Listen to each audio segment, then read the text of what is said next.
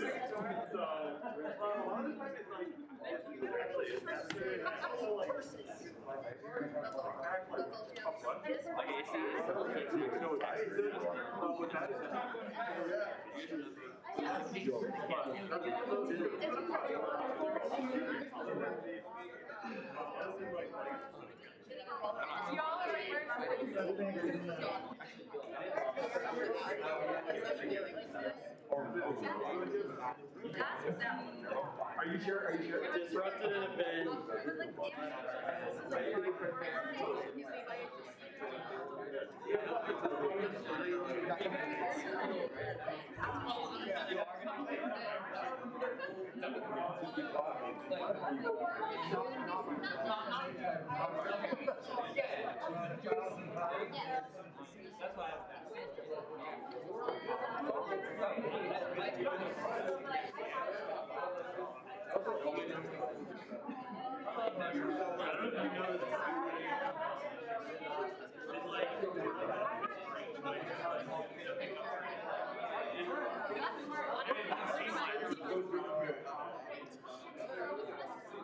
Why not? I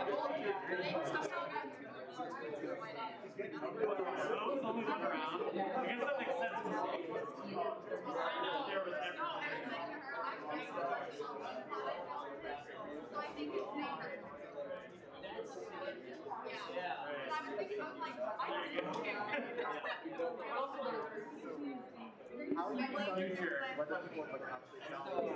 That's like they don't even know that.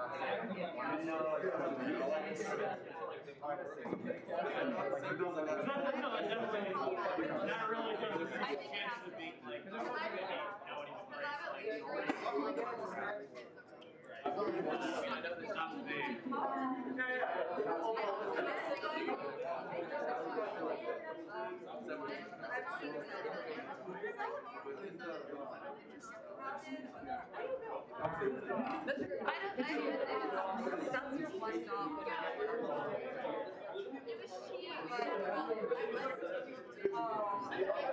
I trusted you, and I'm sure it went well. I totally agree with you.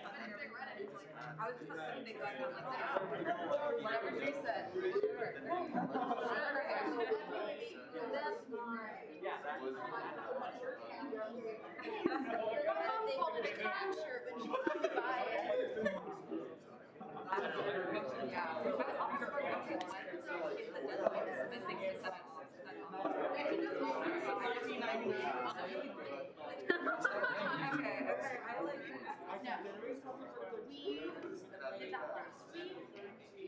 Like we voted on that last week, and they still have to.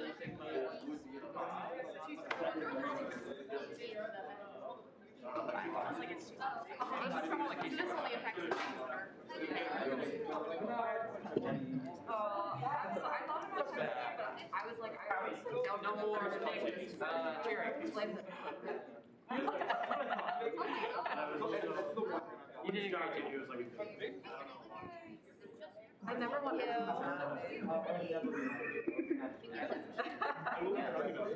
haven't tried it. I guess I'll know like oh yeah. Oh yeah.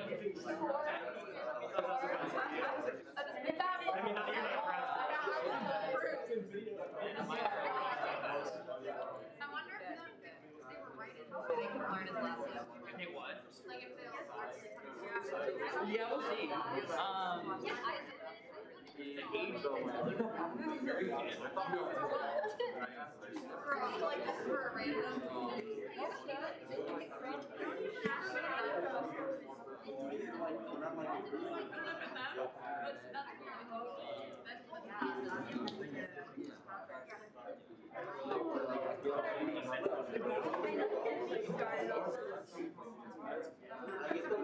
Maybe switch majors? I don't know. Josh is graduating in 2023.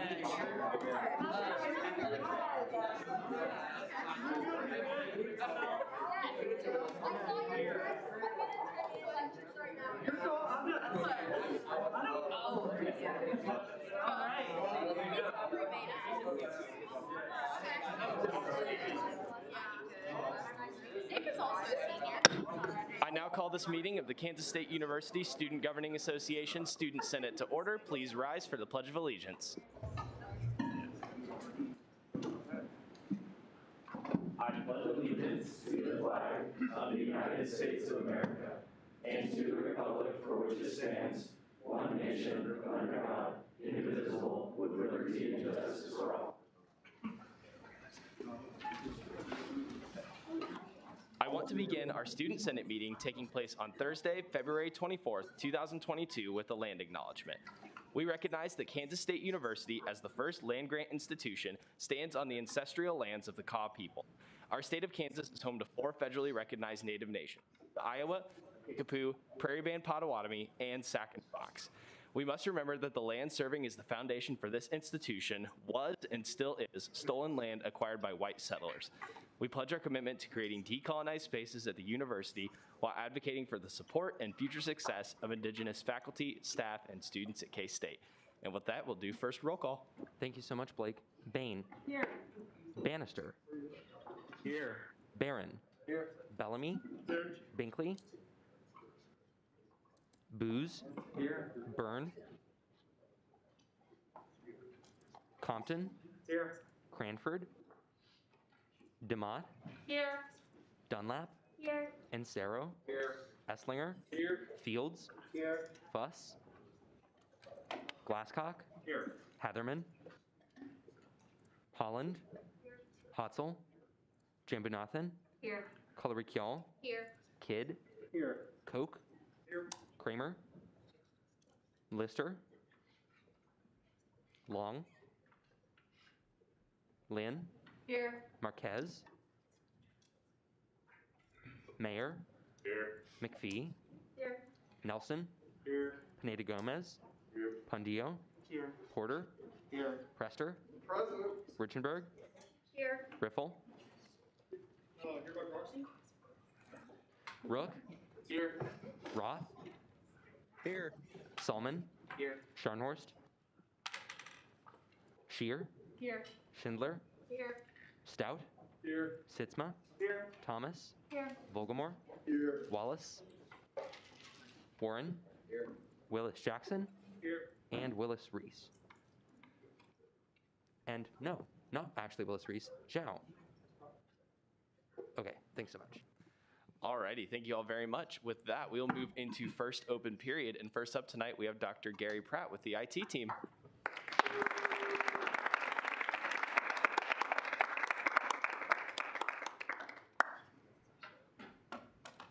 All right, you want to hit the one that has the big presentation on that screen? Should be in your slide. Bottom right. It's already on slideshow, but it was, needs to be moved over. Display setting. You want it to go bottom right.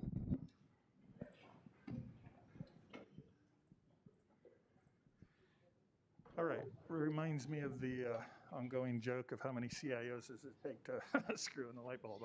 Being the IT guy, I always run into these things. So my name is Gary Pratt, and I am the Vice President for IT and the Chief Information Officer here at Kansas State University. And I've got with me Scott Finkeldye, who is the Director of Academic and Student Technology. So many of you probably know Scott from over in the library. We want to talk a little bit about what IT's been up to since I've been here. Just to give you a little context, I've been here for about 4.5 years now. Go ahead and go to the next slide for me, please.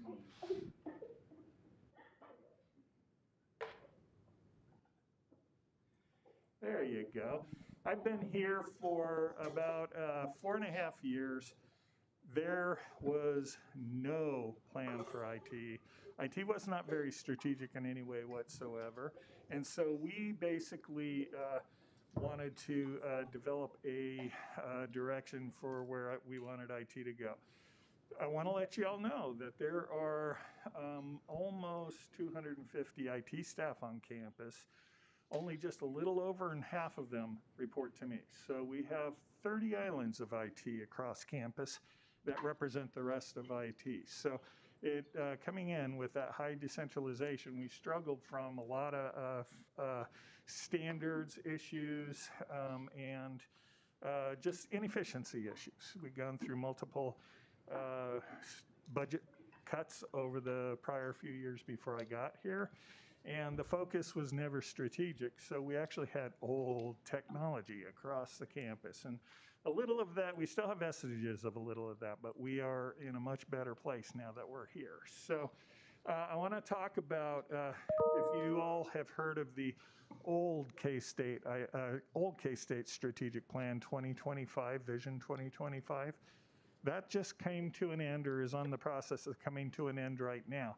IT actually was not called out anywhere within the plan, but as people said, IT wasn't in the plan. It actually interwove through a lot of stuff there, but we really didn't have a plan for IT. So we wanted to start working on developing a formal plan that would represent IT. So we reached out to all those islands of IT and had the leaders from all of those IT organizations come work with my leaders to help develop a true comprehensive K-State IT strategic plan. And so we did develop that.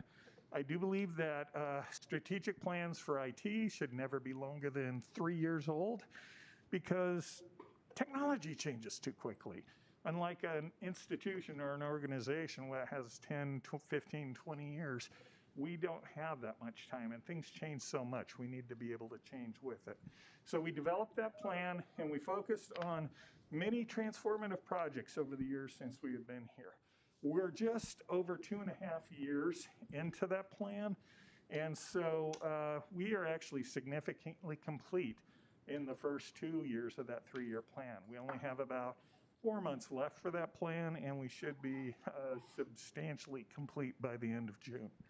Go ahead and go to the next slide, please. So I'm not going to go and read every line item in this slide, but I will tell you that a lot of things have happened. How many people have heard about the fire in the library that happened about 4 years ago?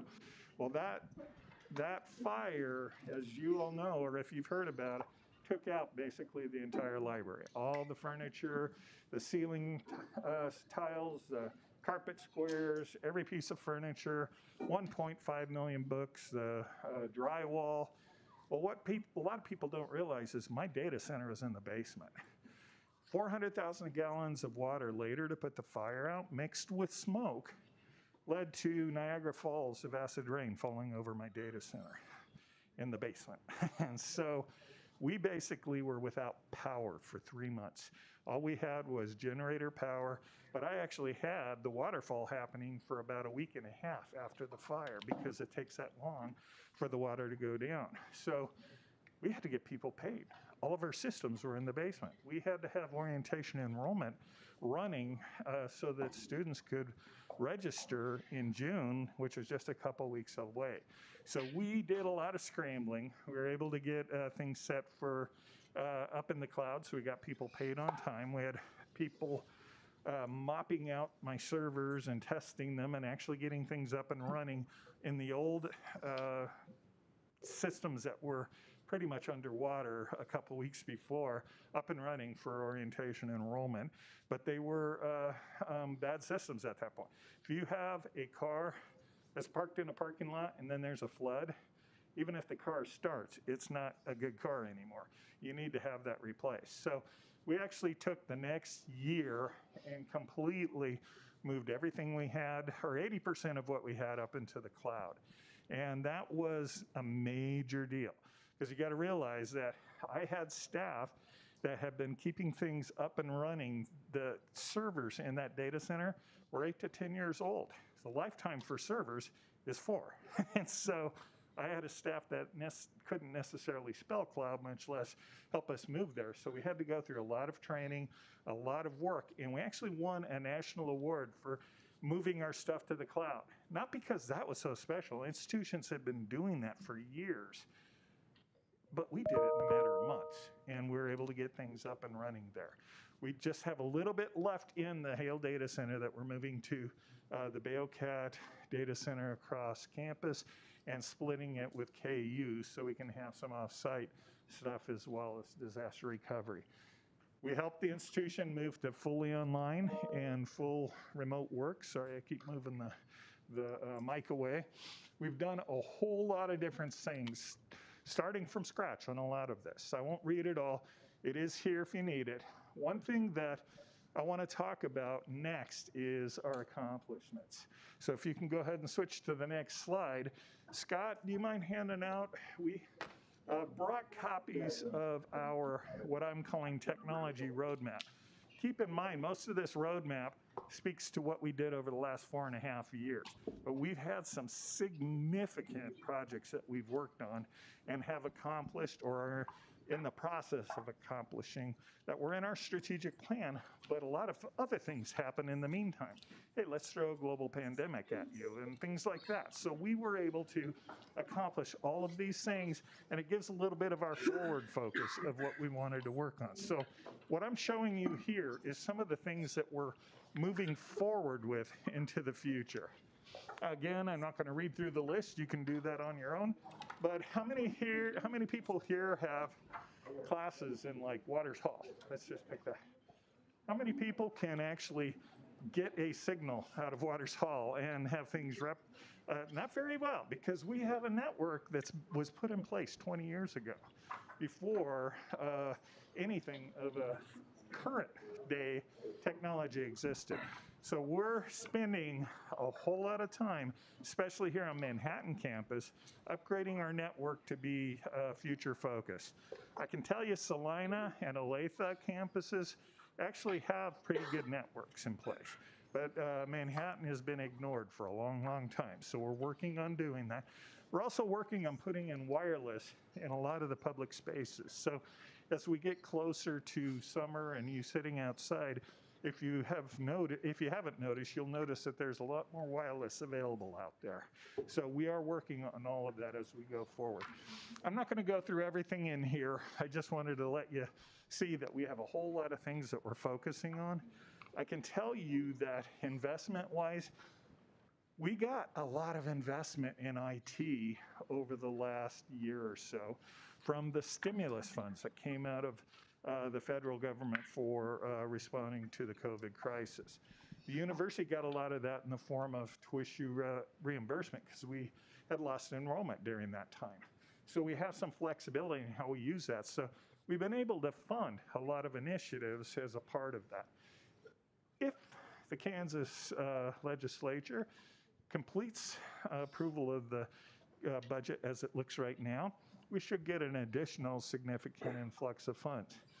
These are wonderful things, and we're able to implement a lot of the pieces that I'm talking about, but what I will tell you is we have some challenges. All of these funds are one-time funds. Technology investments are recurring investments, so this is going to help us catch up. It's going to help us actually move further ahead than not just standard, but we're going to be above standard. But we got to keep looking to the future. How do we get recurring funds to continue to do the things that we're looking at? Now, I'd like to ask Scott to come up here for a moment and talk a little bit about what's going on in his world with the Sunderland Lab and other things going on in your area. Thank you. Hello, yes, Scott Finkeldye. I'm a graduate of K-State myself and was on Senate one whole term in like 1991, I think. And How many were born at that time? Political science degree and education degree, both from K-State. Got into education. I got into technology through education. Yeah. So. I have the really cool and interesting role of being the Director of Academic and Student Technology. So I work in IT, and we work directly with all of the things that hopefully you all get to interact with. And like Gary said, I'll take just a few minutes to talk about some highlights.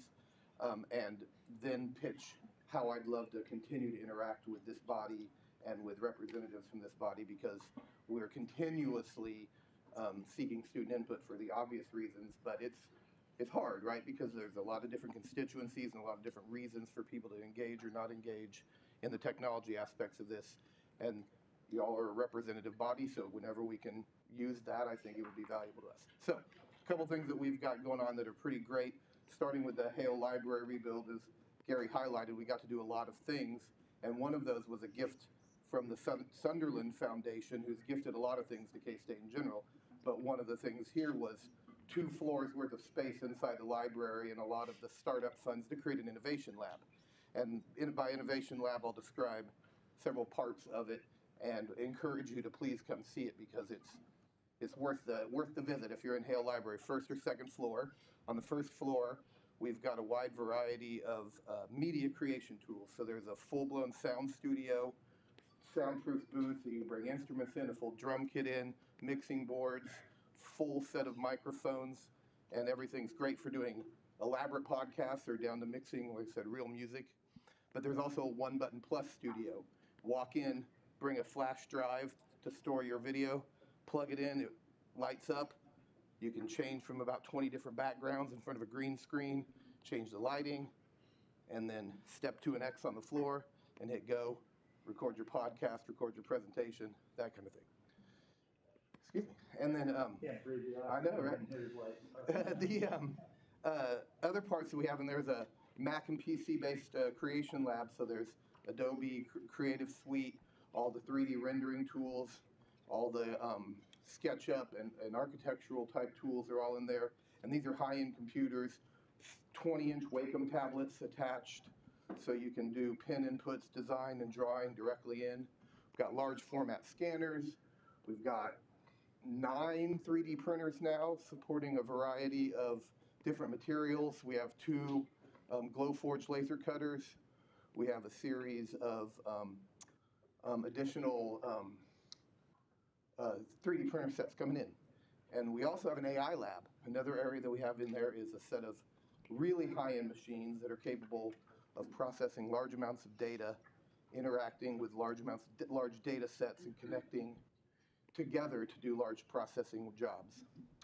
We've got a media gallery where there's 3 projector wraparound video and surround sound, which is really great for creating and demonstrating projects and work in sort of an immersive environment. We've also what's called a Liquid Galaxy, which is a panel of 7 screens that you can stand in front of and wrap around, and it's 3D immersive, and you can show multiple things at once. You could have like your data slide over here, a video playing, and then say 3 or 4 images, and you can mix those around and move them out of the way, all Minority Report style. And then there's on the next floor. That's an old movie, I don't know. Yeah, sorry, probably true.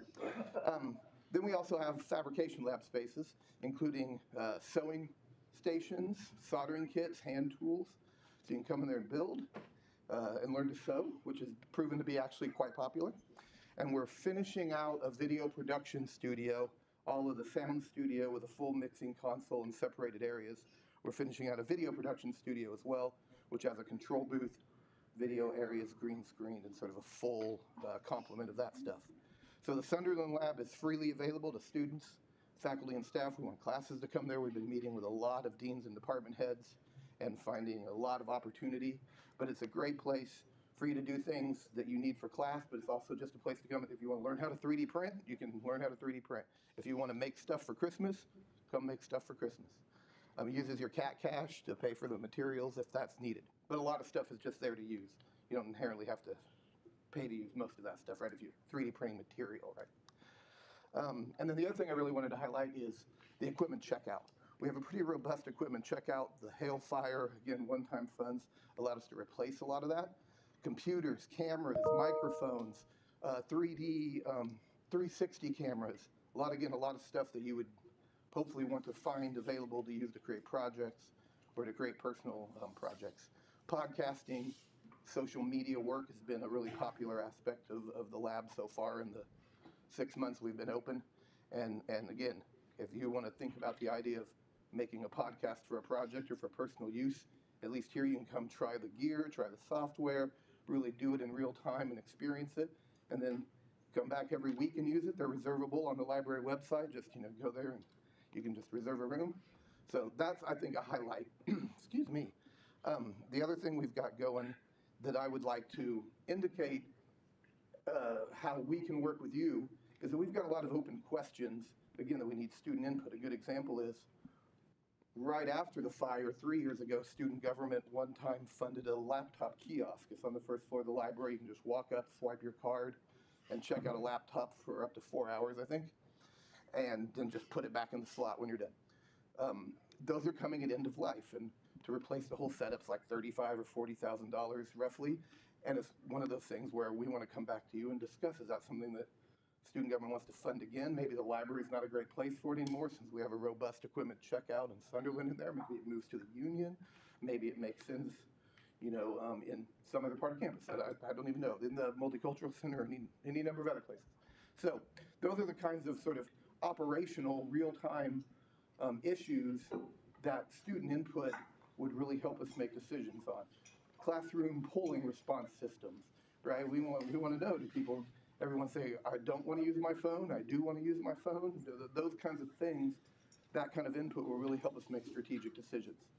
So I'll shut up here generally, but I'd like Gary available for questions, and hope to hear from you all through the student representative. There is a IT representative that we meet with on the tablet. So that's one part of that, but I'd love to be able to come to this body and talk through things whenever it's appropriate. I do want to point out that the Sunderland Lab is actually a collaborative effort between IT and the library, so I don't want to steal all the thunder, because the library's taken a major lead on a bunch of that stuff. So go ahead to the last slide, which really says, what can we answer for you? Awesome. Yeah. Are there any questions out there? Senator Esslinger. Yeah, when you guys are talking about like modernizing infrastructure and like upgrading university network, would like fiber optics be feasible and sustainable for something like that? Absolutely. We actually do have a fairly large fiber plant right now on the Manhattan campus. As far as the network outside of Manhattan and what brings our other campuses in, I am a member of the board for the Kansas Research and Education Network, which provides internet across. So they also have a fiber plant outside of K-State. Believe it or not, our biggest problem isn't the fiber between buildings, it's what's in the buildings. And so many of these buildings were built many, many years ago, and the wire plant that was put in many, many years ago, and does not have the capabilities of a lot of the high-end stuff that we have right now. Even if you have wireless access in some of these buildings, it's really slow because the wireless access was put in many years ago. And the technology has changed so often. So I will tell you, when we start talking about rewiring buildings, and that is in our plan, fiber is going to make sense really on what I call the risers. As we go up the elevator shaft or wherever, how we get from one building wiring closet to another, we probably will not do fiber to the desktop, but what we need to do is replace the copper plant that goes to the desktop. Wireless really is the name of the game and the way of the future, but I'm not yet comfortable saying I'm going to do wireless instead of wired back-end infrastructure at this point. So we're going to make the right call on those things as we go forward. Some of the research labs, that actually may require a fiber plant to be able to get to it. But yes, absolutely. And again, like Dole Hall has fiber directly to it. We do bring internet in on fiber at the moment, and like Dole Hall, because of its ability to do sports satellite uplink and that stuff, is one of the places where fiber is directly a part of that. But like Gary said, once you get to the buildings, that's where it starts to become the maintenance and the deferred maintenance problem. And the other thing I want to highlight is that we see a lot, and you can predict your own wireless experience by the thickness of the walls of the building, right? Like some of these buildings are the 2-foot thick limestone walls, and you're down 2 floors into it. We just have to build out the infrastructure, like Gary said. It's access point, access point, access point, because that's the only way it's going to penetrate. It is important. Caucus Leader Vogelmore. As you talked about the wireless internet access and stuff, do you, couple parts, do you work with like athletics facilities and stuff? So like in the bill, Bramblage and stuff like that. And is there any like focus or like trying to improve that infrastructure so that we can have access, I guess, on game days? And why is that? Absolutely. And yes, we do provide that, but it's at athletics direction. So we don't actually do that as a part of our standard planning for the institution. They come to us and say, this is what we want. With that said, we actually did a major wireless upgrade on the football stadium. Bramlage, we haven't gotten there yet. And so I do know that is of a high interest to the athletics folks. So my team is working with them on developing that plan. I will tell you, though, that there's a lot of new buildings going in as part of the athletic infrastructure. There's now a practice field facility. There's the soccer stadium. I mean, all those are actually going in with the right infrastructure to begin with. Some of these older ones takes us a while to be able to retrofit, but yes, they are working on that. Senator Booz. Yeah, and thank you both for coming in today. I know that a lot of the work that I've done in student government has been working with you and the IT department, from the election system to opposing Top Hat and that sort of thing. If students have, or in particular, people involved in student government have additional things they want to bring to your attention, how would you suggest that they do that? That's a fantastic question. I will tell you that the best way is to reach out to myself or Scott directly currently. And I'm saying currently because we really don't have a forum for that. As you know, Andrew, because you've been a part of this in the past, when we were kind of pre-COVID, we were able to do a lot of face-to-face stuff. We actually SGA created a student governance group that really guided and directed Scott and myself. And we encourage that as we move into a new administration for SGA, because we really want to be able to get the finger on the pulse of what the students need and want and the directions they want to go. We've had some very strong student government leadership over the 4.5 years I've been here, and we've actually accomplished a whole lot, and you just pointed to a few examples of that. So I encourage you all to work with us. The only limit we really have is because you change administrations every year. If we don't get something done or started early, we're usually past an administration and it kind of disappears in the minds of people. So I ask that, if we do it, let's see if we can get things in early, leverage that, and see what we can put into place so we can actually keep things going and actually make things happen working in partnership with you. Yeah, thank you. Absolutely. Caucus Leader Kidd. Yes, thank you both for joining us tonight. Great to have you both here. So my question is just based off of some amateur research I did. So according to extranetworks.com, nearly half of all IT issues are just due to human error. So what's specifically being done to enhance the training and knowledge for faculty, staff, and students in relation to better security practices regarding information technology? That actually is an awesome question and perfect timing. Thank you. And I actually didn't feed you with that. CIOs love to talk about this exact topic. Exactly. I can tell you, and I will even say that my Chief Information Security Officer is exhausted because he's been watching the fallout from the Ukraine invasion, because cybersecurity concerns are abound there, because that's actually one of the war tools that they're worrying about is the bad actors, doing things both directions. So I will tell you that we do have cybersecurity training that we mandate for staff and faculty every year. And our intent of that, this is the first year we actually mandated it. And so it was new, because I said, I'm going to plug you if you don't take it. And so it took, kind of the CIO became a 4-letter word at that point, because I'm threatening that. Unfortunately, at this point, that is only for staff and faculty. And students when they're student employees, because they do have that requirement.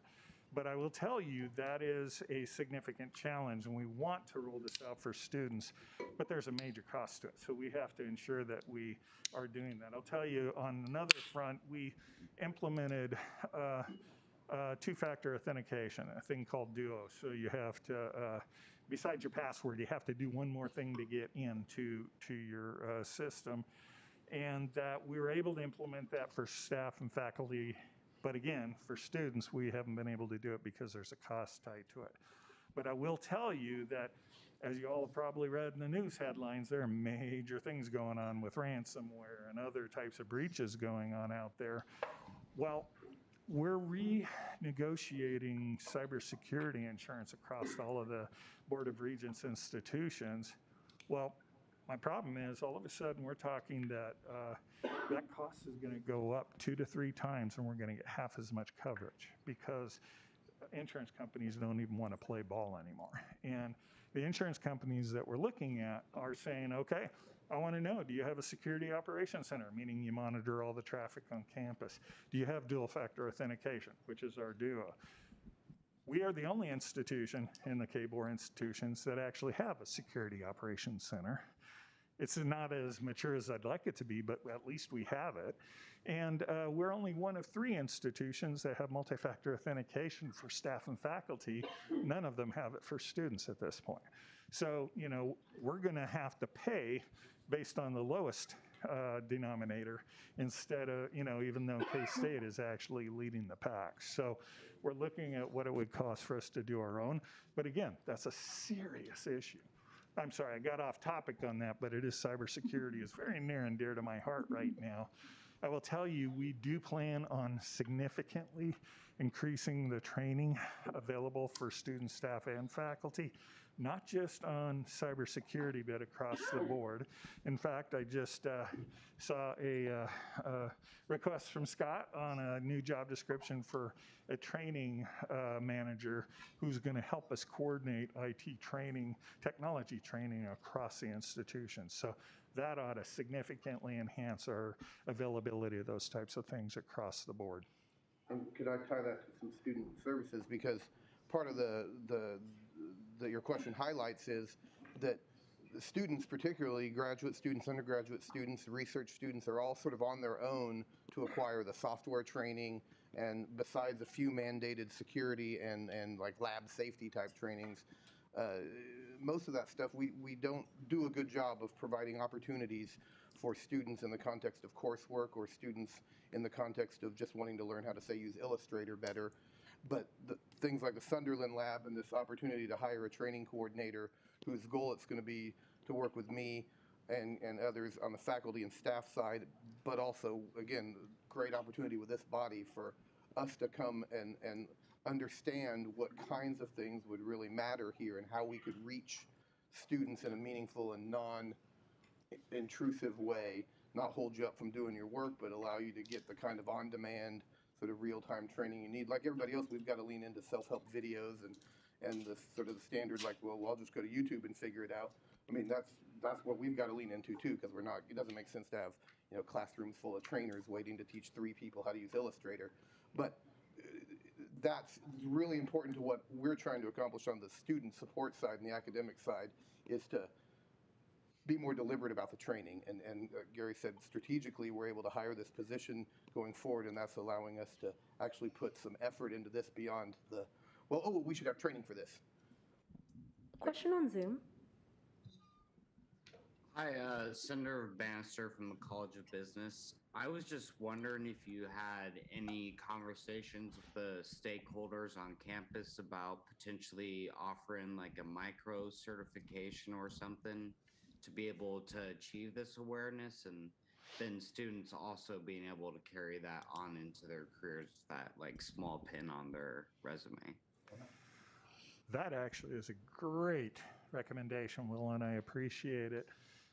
Outside of the academic realm, we don't actually muck around there. That's really up to like the College of Business for Information Systems and engineering for computer science. But I can tell you that we're going to be working on implementing a micro-credential system that's going to be available institution-wide. So I think what you're talking about, Will, is this is a perfect opportunity for us with our IT training to start moving in that direction. So thank you. I asked somebody out here to take notes for me, so please write that one down. So great comment. Director Colburn. Hi, I'm sorry I came in late from the cabinet meeting, so I'm sorry if you've already touched on this, but could you speak a little bit to kind of how you balance goal 2 and modernizing your infrastructure with the need for sustainability and being, good stewards of the environment and the resources that you're using, with the need to have the newest and the best, and also getting rid of e-waste and things like that? Fantastic question, and man, Right. a tough Right. one. So, thank you. I appreciate you bringing that up. I can tell you that part of the way I would respond to that is we are actually looking at moving most, if not all, of our major enterprise systems to the cloud, which is a major step towards that, because I'm not creating a carbon footprint by having a huge data center and huge generators running and all of the power and the stuff that requires here. Now, granted, there are those same needs wherever we have our servers in the cloud, but keep in mind, those are huge data centers that are being run by companies that have that exact thing in mind. And so we actually do look at that when we have bids for systems coming in. So I will tell you that is a major plan as we go forward. And I can tell you that as we are looking at upgrading classrooms, for example, Scott and his team actually work on small profile or microcomputers, so we don't have as much of a draw on power, those types of things. So we do have, we're not anywhere close to where we need to be. I will say that straight up. We have to have a much bigger focus on that. But I think as K-State moves this direction, I've heard that there's actually a plan K-State to be completely on wind or other types. They're looking at putting wind farms out here and having us have our power generated that way rather than off of the grid. So we're going to have to work hand in hand with folks as they do that, as we start implementing that. I'm sorry, the time for questions has expired. Oh, there we go. Time for questions has expired. Is there a motion to extend Senator Booz? I move to extend the time for questions by 3 minutes. Is there a second? Seconded. It has been moved and seconded to extend time for questions by 3 minutes. Are there any objections? Seeing none, we'll have 3 more minutes. I'll keep it real brief. To get down maybe at a different level as well, to highlight, again, part of your question, we're deliberately moving away from bulb projectors in rooms to laser projectors, and we manage a high percentage of the projectors across campus, and we carefully manage the bulb recovery and the bulb replacement process with those issues specifically in mind as an example. Also, we work with the University Archives and Records Retention team to put together the paper and hard drive recovery annual shredding day. Thank you. So we actually spend a lot of time working with all the academic and administrative units, collecting all of the material that needs to be shredded officially, and that includes hard drives and SSD type based drives, which we now have several degaussing and with environmentally safe destruction tools that specifically do that. Then they allow us to package them up and dispose of them through the process that the company that then breaks them down for the marital and recovers all that. So again, to the point, we've sort of extended into doing real things about that instead of sort of just like, oh, well, we recycle paper. Right. Thank you. Caucus Leader Kidd. Cool. One more question. So earlier you mentioned that there were many different islands of IT folks around the campus that may not directly report to you. Looking at that and then examining the new university's RCM model regarding the budget, modernization, and everything, have there been conversations with your people and other leadership amongst like condensing or consolidating, like lessening the number of people that need to do IT so that it's more centralized and more people report to you, or what have those conversations been like? Fantastic question, and I can show you the scars that were a result of those conversations. So what I will say is I've actually, in my last 3 institutions, I've done this over 30 years, had 3 institutions, I was asked to consolidate IT, and I was not asked that here. I was told to make it strategic, so I've worked on bringing those groups together, but it's more in a collegial way. I can tell you I did make that proposal. I actually said there would be significant cost savings as a result of that. Having done it, I actually have the experience that I know there would be that savings. The problem is that the people have their own IT departments, love being able to have what they want when they want it. They are also the first to admit, I don't know how to manage these people. So how efficient and effective that is an issue. I will tell you, the issue with this high decentralization that we have here, lack of standards, lack of security protocols. Remember Log4j hit right before the holidays? That was a major thing you probably read about in the news. I had to scan 64 million IP addresses to see where there were shadow systems out there that may have Log4j on it, to be able to help those end groups to be able to manage those. So I can tell you it would make things significantly easier, more efficient. And what I say is, if you can do the standard-based stuff well, you can do the specialty stuff very well. But I can't even tell you how many computers we have on campus right now, because a lot of these groups operate completely independent. There's not a strong sense of standardization. There's 15 proximity card systems on campus. You know, that if you have a card that lets you get into something, if you're in a dorm room or whatever, that's very inefficient. And so that's an example of duplication that if we had a single approach to it would really help. So great question. Also a very politically infused question. So I can say, yes, I completely, totally agree with you, and they've even proposed it. It's going to take a while to be able to achieve that. And I'm sorry, Speaker, but time for questions has expired. All right, time for questions has Senator Rook. I'm going to extend it by 15 minutes. One thing I will say super quick, I know our next presenter has to be out of here by 8. Senator Rook. I'm going to extend it by 5 minutes. Is there a second? Seeing none, that motion will die. Thank you all very much for coming in and presenting today. Thank you all. One thing I did realize is I didn't put contact information. So if you want to carry on this conversation offline, I am at gpratt@ksu.edu. And I'm Curtin, like hangs on your windows. Curtin@ksu.edu. Thank you all. Awesome. Thank you both so much. Next up, I know we have Deputy Attorney General Matthew Swords.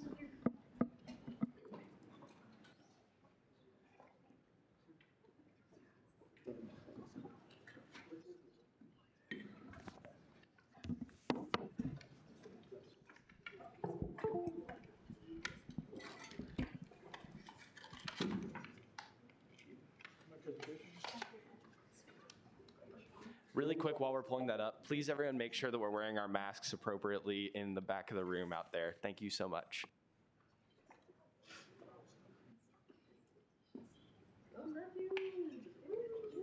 How's everyone doing?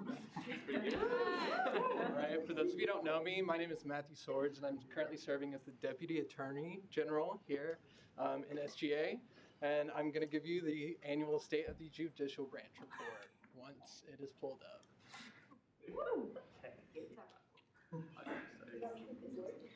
That was sent to Blake.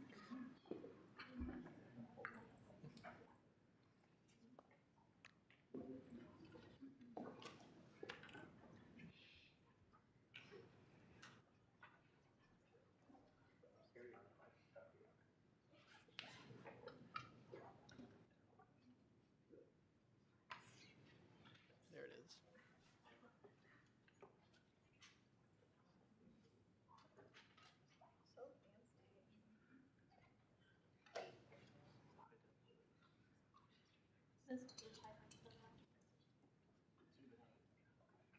Senator Stout, please ensure you're wearing your mask appropriately. Thank you.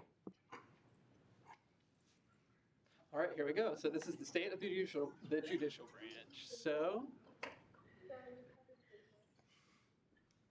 one moment.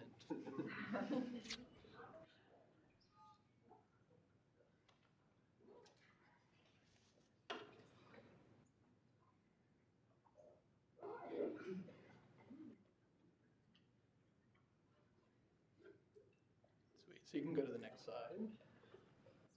So I'm just going to start off with a general overview of how our branch looks. So we are spearheaded by our fearless leader, Attorney General Anna Lee Hobbs. Right under her is me as Deputy Attorney General. We share a lot of the same responsibilities, and we both are the leaders of the Judicial Branch.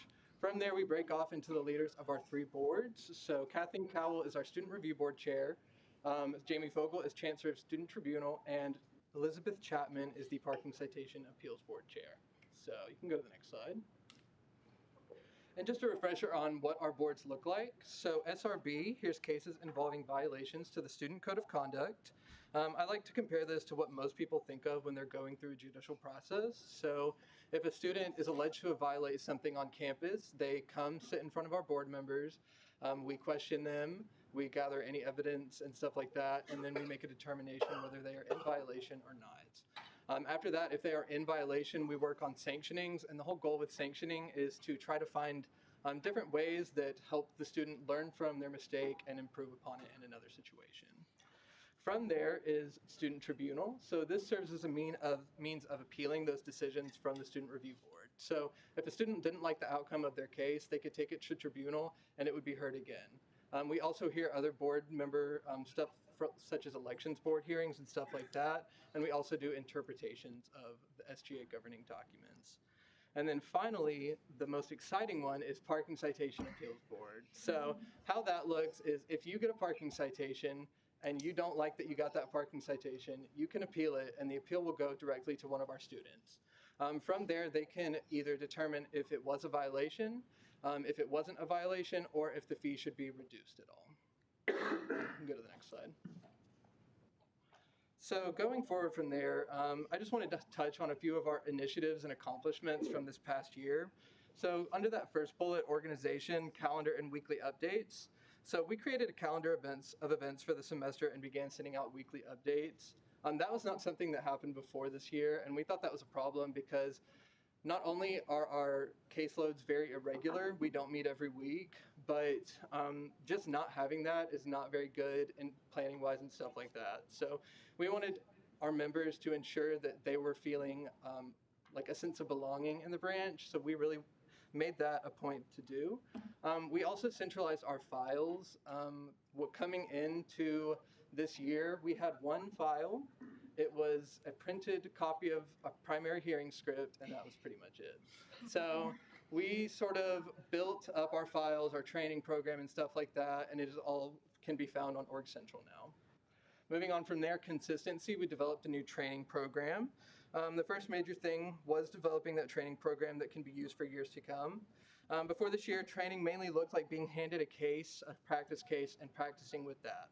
So we wanted to equip our board members a little more efficiently and effectively. So some of the things we added were extra insights on the role and importance of sanctioning resources, and what to expect during cases, and discussions on how we could all eliminate our biases going into those cases.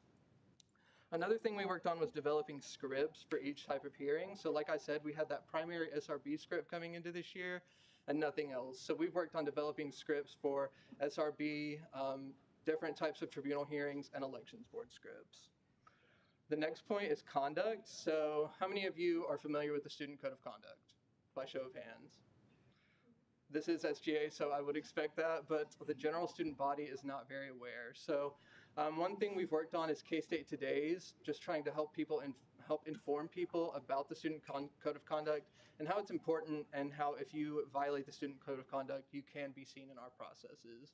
We've also worked on website changes to make that a little more clear. So we developed a graphic that sort of highlights our process. We've added different policies on there, such as the new social media policy at K-State and stuff like that. And then the final point, culture, increased camaraderie. This is a really big deal for me and Anna Lee. In previous years, we didn't feel that judicial was very friendly towards each other, so we wanted to change that. We wanted to make things a little more informal outside of those hearing settings. So we've developed group chats, had hangouts outside of cases, and this has been beneficial in the cases as well, because if you know someone and you're going into a case with those people and you can have a conversation with them, it's a lot better than a group full of complete strangers that you don't feel comfortable sharing your opinions with. And then finally, increased accessibility. So as far as that, we just wanted things all around to be more accessible to our members. One thing we've done this year is created dedicated office hours where Anna Lee and I just go chill in the office in case any of our members want to come discuss anything judicial related or non. We've also tried to promote accessibility within SGA as a whole. So that can be witnessed by one of the bills going through tonight. for judicial speaking rights. So that's sort of what we've done this year. Going forward, our current judicial term ends after the spring semester. So the Senate term ends next month, but we actually go through the end of the school year. So keep that in mind. Application for 2022-23 positions opens on March 1st. So you could apply to be Deputy Attorney General, Student Review Board Chair, Tribunal Chair, Parking Chair, or on any of the boards. And if you have any questions or are interested, feel free to contact either incoming AG Kathleen Cowell, AG Hobbs, or me. Does anyone have any questions? Any questions out there? Caucus Leader Kidd. Yeah, so earlier in your presentation, you mentioned that there was bias training that was done with the board. Can you detail for us specifically what that looks like? Were there conversations, role plays, watching videos? Just can you highlight that for us? Yes, for sure. So we watch videos about like what not confirmation bias, just like what bias can look like in those types of settings. And then we facilitated discussions about how to best eliminate our biases. And there's a platform, I think it's through Harvard, where you can go on and answer questions about like different scenarios, and it'll tell you like how your bias like sort of leans. So we tried to incorporate all that into the training. Granted. Cool. Quick follow-up. So in relation to the data analytics of the type of hearings that your board reviews and everything, have there been any analytics looking at the types of students that come before the board and examining what that looks like in comparison to their sanctions or punishments that they're given? Yeah, so we really take a qualitative approach. We don't really factor in like those things. It's more like a personal, every situation is different. So we don't really we take into like account their background and we ask them about that in the hearing, but it's not like a factor that we like have in our mind when we're like making those sanctions and stuff like that. So we don't have like information, we could compile information about like the background of students and stuff like that, but we just don't. But that is a good idea going forward. Senator Booz. Yeah, thanks for coming in. I have heard some complaints about the parking citations appeals board, and I was wondering if you could talk about how often they've met and how often they've gotten referred actual appeals. Yeah, so the way it works is actually it's not a board that meets per se. So once a parking citation appeal has been like filed, it goes to Brian Underwood, who is the guy who's like over all the parking citations in the parking services, and then he dishes out the appeals to our members. So typically members will receive up to like 20 appeals per week, and then they'll just like go through those on a case-by-case basis. And so what happens is the student will go through it, and then a faculty member will go through it, and if their determinations disagree, then Elizabeth Chapman, the parking citations chair, will make the final determination. And I have numbers if you want that. So since, let's see, July 1st of last year until Tuesday morning this week, there have been 7,724 citations written and 685 appealed. Parking services doesn't joke around. They are, it's not a major part of our branch per se, but yeah. Senator Rook. Could you describe a scenario in which one would get a parking ticket reduced or waived? It just depends, like if someone came with evidence that they didn't think they deserved it, or if they had like a really compelling reason or story behind it, then they could get it reduced or waived. Any further questions out there? Communications Director Grolmes. Thanks, Matthew.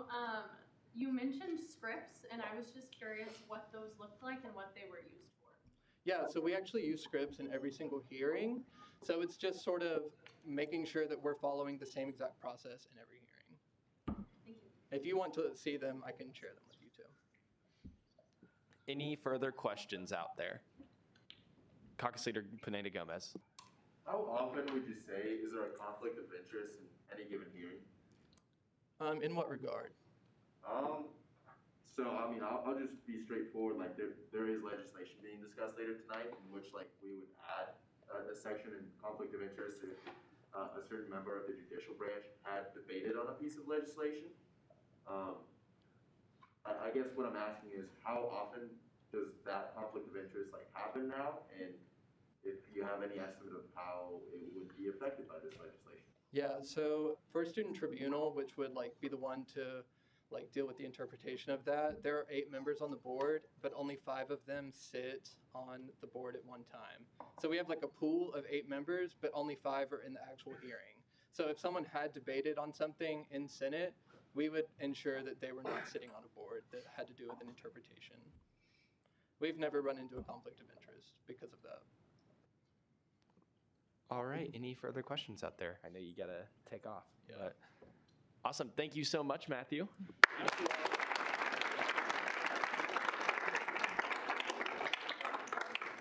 All right, and then finally tonight we have Bill Splegel from the Recycling Center.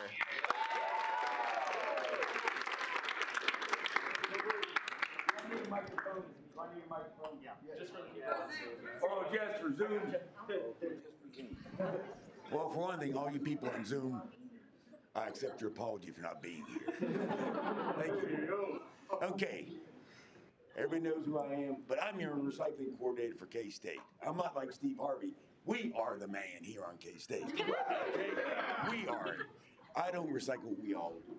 If we all win, we all win. We fail, we fail. But we don't fail. We don't. At the end, well, there's somebody else that will fail. Where's my slides at? Oh, there they are. Does everybody know we have a recycling center on K-State? Yes. Yes. Where's it at? Where is it at, Josh? Come on, I'm putting you on the spot. Where's it at, Josh? Come on, Josh. I don't know where that is. Oh my God. Okay. What grade are you in, Brad? What are you in? Second year. Second year. I'll talk to the president. We're going back to first year. Okay. Who else? Who else? Evan, where's it at? Is it across from the Derby Dining Complex? Close, close, close. What year are you? I'm a sophomore. You're gonna join him. What about Rihanna? It's in the parking lot, like where all the freshmen park. It's over in that area. Yes. Good. We're moving her up a year. Yeah. Yes. Okay, now I'm not gonna be up here too much. Well, no, I hope you guys don't mind. The first 2 people will talk forever. I only got 200 slides. So I hope you don't mind, Nick, if I continue this on till at least 10. And then we're gonna have a quiz on who's gonna go back a year and forward a year, okay? There you go, man. Tuition's pretty cheap nowadays, ain't it? Oh. Okay.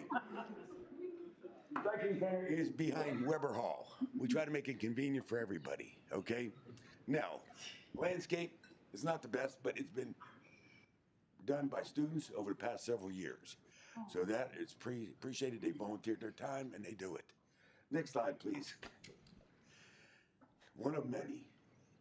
Now, how we really got to where we're at now, the students made this happen. Back in 2013, they came up with the one-stop drop. Well, I came up with the motto, but they said, you got to make it convenient for us. If you can't make it convenient, we used to have bins for paper, plastics. God, I tell you, newspapers, pops, soda cans, plastics, it confused kids. It did. And could they read? No. They could not. You students are outstanding engineers, architects, media people, but some just can't read. We got plastic in here, we got paper in there, we got everything everywhere. So we just changed it one semester and put it all together. Then our numbers went through the roof. Now, I didn't bring all 200 slides with me tonight. But just to give you an example, I've been doing this for 9 years on K-State. Did I know anything about recycling before? No, I did not know zero. I learned from the students. They're my leaders. You know what? My first year, they did 700,000 pounds. And everybody goes, boy, that's great, 700,000 pounds for K-State. Hey, nothing. Last year we did 1.7 million pounds. Now that's counting all your papers, plastics, and computers. And I'll get with that one lady that asked about Hale Library. I could talk about that in a second. But we started recycling soil from the greenhouses instead of paying to get rid of it. We started recycling manure from the farms instead of paying to get rid of it. We reuse it all. It's sustainability. And it's just great. It's just, oh, we can recycle. Oh, yeah, we do, but you got to grow every year. Times change, just like technology. But that's what we do here, okay? We do it as a team, not one person. We work together. Now, That's what we do, recycle. So that's just a tip of what we do. Next slide, please. Now we get to where I like it. We also recycle during Recycle Mania. Now it's called Race to Waste. Now, every year I get on, like 5 or 6 radio stations around here. I know everybody listens to iPods and boom boxes and all this other, showing my age here. You know, I'm not too bad. I graduated in 1981. That was before everybody was born here, you know. But I am on a radio station. Hey, that's not funny. You're going back a year too. Who's laughing? I know it ain't taken. I know it ain't taken. Okay. Now I make up these radio ads, and I learned this from the students. Bill, get on PSAs. Everybody knows what a PSA is, right? No. Who doesn't know what a PSA is? Okay, we all know what a PSA is? Okay, good. Well, that's what I do. And here's my first one for this year. It's here. From January 30th through March 26th. Let's be the hero and aim for zero in the race for zero waste. KSU.edu/recycling. Go K-State. Now, yes.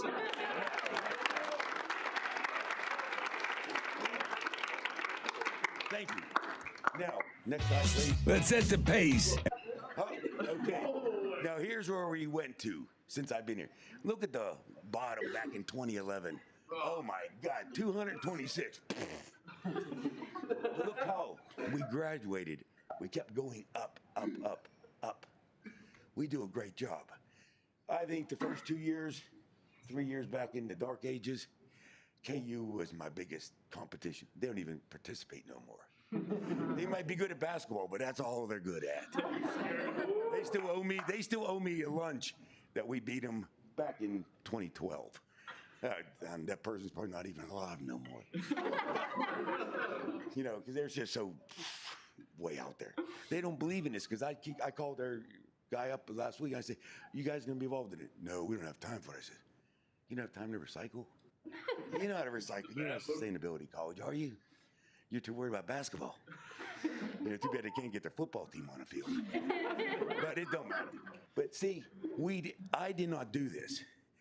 I get the students involved, like you, the fraternities, the sororities, the building users, students, the faculty. And look how we increased. And this is just during Recycle Mania. But during move in and move out, we recycle so much. Just as an example, on move out, everybody who lives in the dorms, everybody lives in the dorms? We have big roll-offs outside, but we also have boxes inside for clothes, pillows, food, blankets, and books. And everybody goes, "What are you gonna do with those sheets and them pillows?" Oh my Lord, you know what that is? Don't worry about it.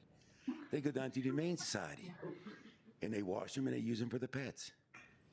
The blankets, same thing. The clothes, they go to Goodwill. Last year, I think alone, from students move out last year alone, it was like 2,200 pounds of clothes. There was about a third of them from Christmas gifts, never even opened. Oh my Lord, it looked like Christmas time here for me.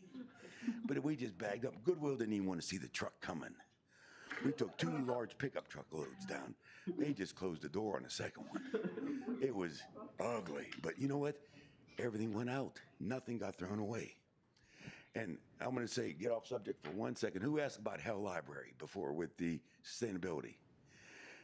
Then I'm going to talk for 10 seconds on this. My 10 seconds is really 10 minutes.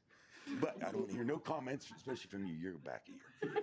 Anyhow, dealing with Hale Library, with sustainability with e-waste, when that fire happened, it was a disaster. But we got involved with it as much as we could. Nothing hit the landfill from Hale Library from e-waste. All the batteries that served them servers down there must have been, I bet you, 8 pickup truck loads, all got recycled. All their monitors got recycled. All their servers got recycled. Nothing hit the landfill. We made sure of it. And even today, when we do all of our e-waste on campus, it all goes to a certified, reputable e-waste, and they tear it all apart and nothing hits the landfill. We make sure of that because we don't want something to happen 5 years from now that our server's over in Iraq or Ukraine or Russia. We make sure of that because we'd rather pay the extra dime to get it done right than look foolish later. We do make sure of that. Next slide. I'm off the hell library, but if you have any questions, shoot me an email. Another song. Okay.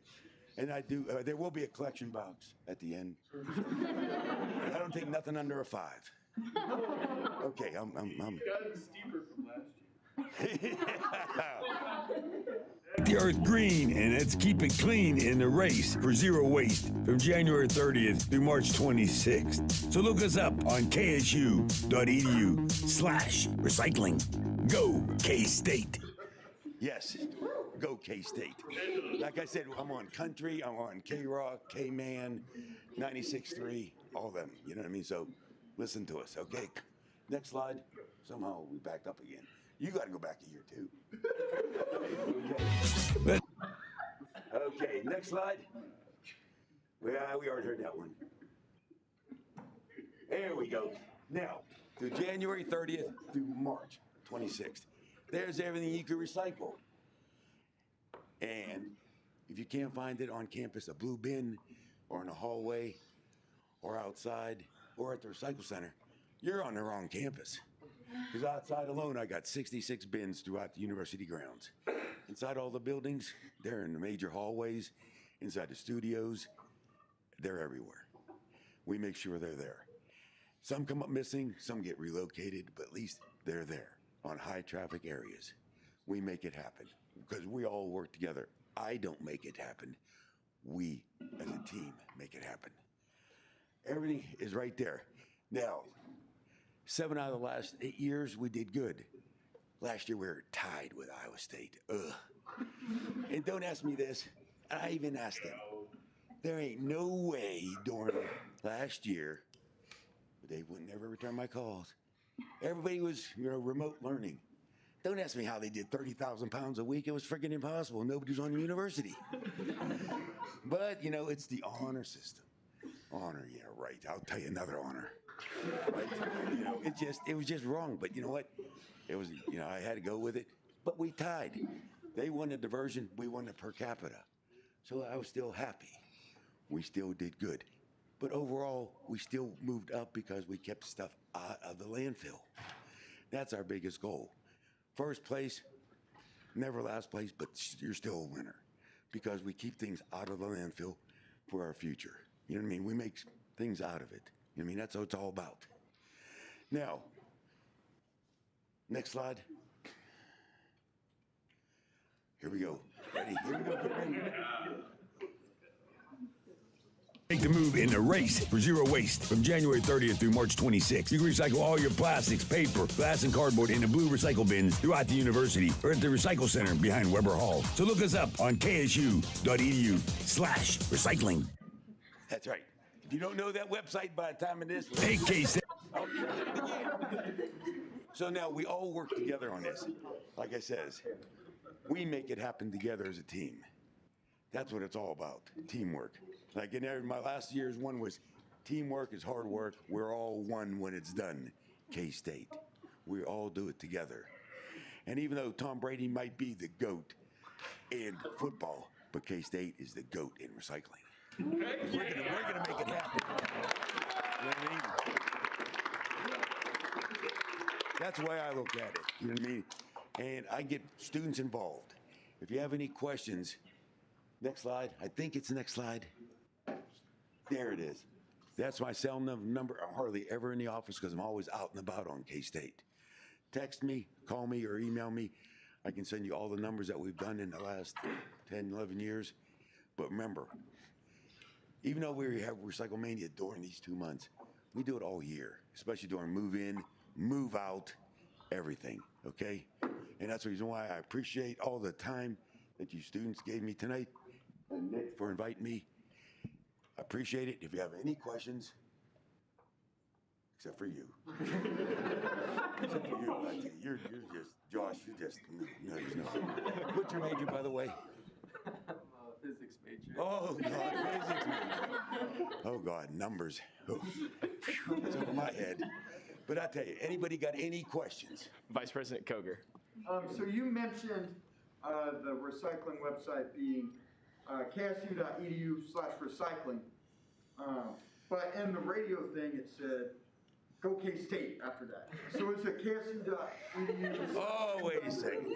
The first one to read, the media guy messed up, okay? So is the Go K-State a part of the website URL? No. Okay. Thank you. Okay. It's ksu.edu/recycling. Go K-State. Yes. Any further questions out there? Caucus Leader Kidd. Yeah. Thank you for joining us tonight. It's always great to have you here in the Senate body. In relation to recommendations to university leadership regarding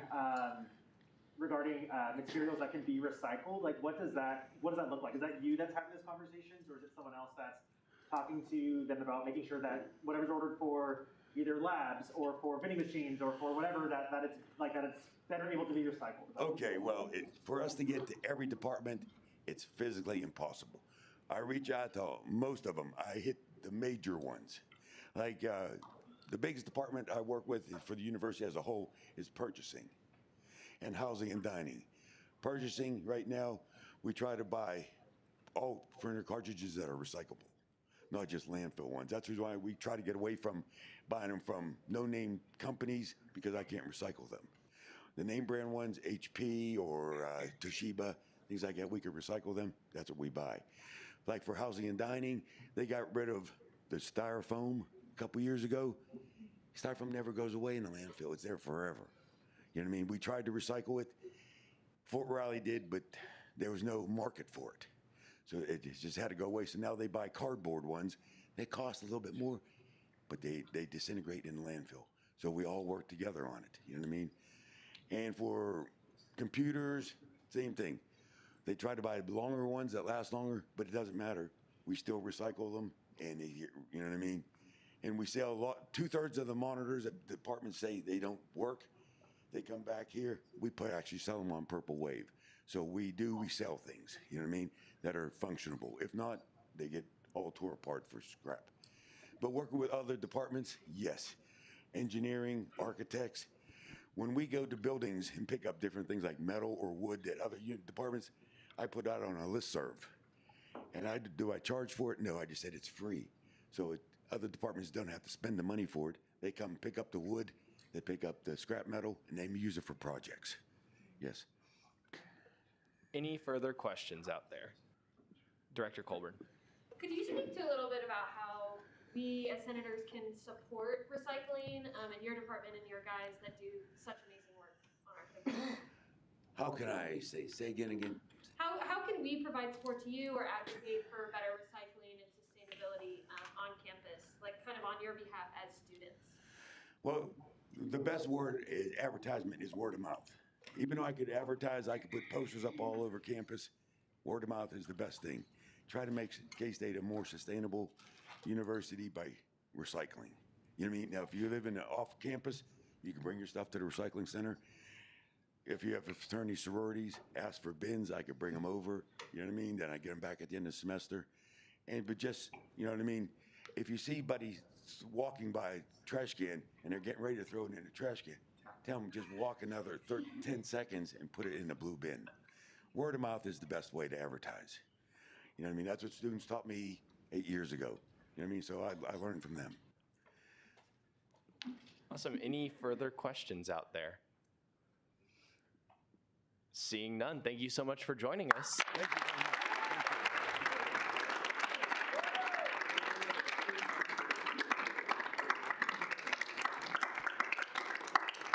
Thank you very much. All right. Are there any further speakers tonight for first open period? Seeing none, we will go ahead and move into approval of the minutes. The minutes were distributed on Tuesday along with our other various student senate information. Are there any questions or corrections for the minutes? Seeing none, I will now seek a motion to approve the minutes. Chair Porter. I move to approve the minutes. Seconded. It has been moved and seconded to approve the minutes. Are there any objections? Seeing none, the minutes will now stand approved. Announcements for the week. First, we have our COVID-19 information at the top. Next, forms for academic competition teams and sports clubs are open now and closed tomorrow at 4 p.m. These forms are available on Org Central under the Funding Opportunities tab on the left-hand side on your home screen. So if you know any organization that may qualify for those funds, please encourage them to apply. Next, there's an update for SGA merchandise. There's an updated order form with an option for refunds if you ordered and would like to request a refund. Parliamentarian O'Donoghue will provide an update on that a little bit later, and the form can be found at this link. Next, on Thursday, 2 weeks from today, we will have our Sga Banquet. Please consider coming together and celebrating our accomplishments from this past year and hear from seniors and members leaving Sga. There will be call hall ice cream provided for the event, and we will transition into our final Student Senate meeting of the term at 7 p.m. More details are to come on that. Next, we have some awards, and I'll touch a little bit more on these later tonight. But if you would like to nominate any member of our body for these awards, except for Senator of the Year, please do so at that link. Senator of the Year can be any senator, and the Susan M. Scott Outstanding Female Member Award and the Bernard Francone Outstanding Advocate Award are any member of SGA that can be nominated for those. Next, again, we have our Zoom request form that was reintroduced to Senate this week, and then our proxy form as well as our Senate shout-out form. The SGA Member of the Week this week is Elections Commissioner Reed Cruson and all members of the Elections Committee. Our elections teams have all been working extremely hard to ensure a smooth election season this year. Thank you all so much for your work this election season. If we can get a round of applause.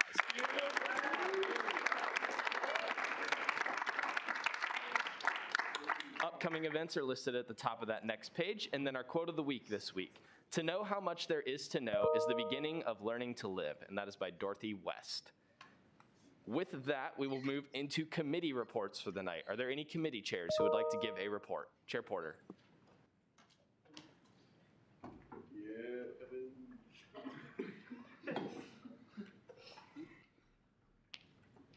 Hello, everyone. First of all, I just want to say congratulations to everybody about the end of the campaign season. To those who won elections, congratulations, and to those who didn't, it was a hard-fought campaign. It was just a good campaign season all around, I felt. That being said, with election results having come out, I am working on sending out a lot of emails to people, and many of you may have gotten an email from Blake as well.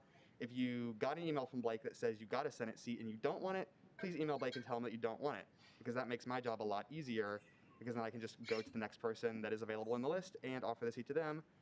And if you get an email from me saying that you were part of a tie, if you do want the seat, I need you to email me back as soon as possible, because we're trying to get all of those settled by Tuesday of next week, so we can get the legislation that certifies the election results introduced next week and voted on and passed at this last Senate of the term. So we got a very short timeline here, so I just need all of you to cooperate as much as you are able to if you find yourself in one of those situations. But yeah, other than that, I don't have anything else. Awesome. Are there any questions? Seeing none, Evan, go ahead and stay up there. I was trying to go a little bit too fast. We have approval of appointments for tonight. So first up, Resolution 50. Is there a motion to consider? Senator Booz. I move to consider Resolution 50. Seconded. It's been moved and seconded to consider Resolution 50. Evan, if you'll go ahead and read it. Yeah, so this is Resolution 21-2250, approval of interim student senator. Author is me, sponsors the Senate Operations Committee. Whereas there is currently one vacancy for the position of student senator for the College of Arts and Sciences.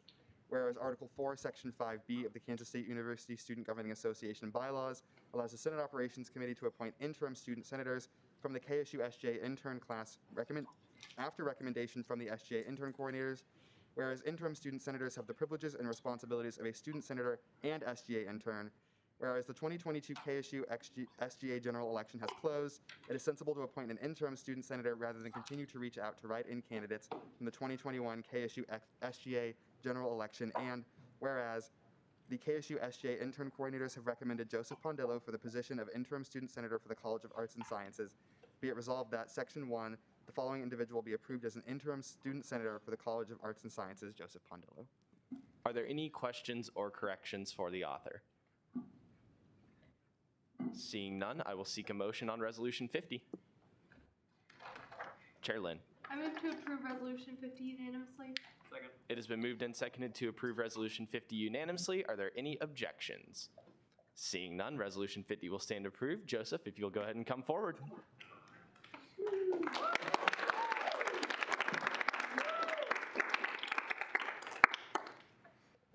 righty, we'll get you sworn in really quick. If you'll go ahead and raise your right hand and say "I will" at the end. I do solemnly swear that I will faithfully execute the office of Student Senator and will, to the best of my ability, preserve, protect, and defend the Constitution of the Kansas State University Student Governing Association. I will. Awesome. Name, major, hometown, favorite smell. I am Joseph. My major is political science. Hometown is Lawton, Oklahoma. Kansas is better than Oklahoma. Just gotta say, that's the reason why I came here. Favorite smell? My favorite smell would have to be a good woody scent candle. Ooh. Awesome, very nice. And then I believe we have another student senator that needs to be sworn in with us too. Yes, if you'll go ahead and come forward.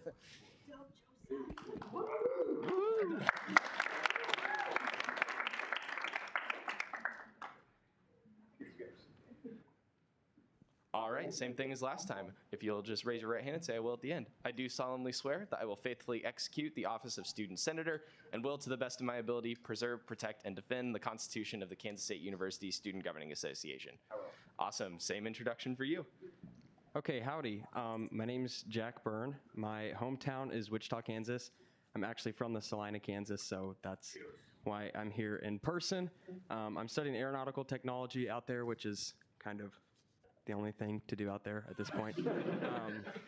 Yeah, so this is interesting for sure. This is a lot more people than our meetings, and our meetings are about an hour, so that was interesting for sure. Also, that guy that just spoke, he's cool. Really cool. I need to take him back with me. Anyways, favorite smell, is that it? Okay, I think I said espresso last time. That's probably still it. Love Starbucks. Spend a lot of money on it, but that's the only thing to do in Salina, so don't judge me.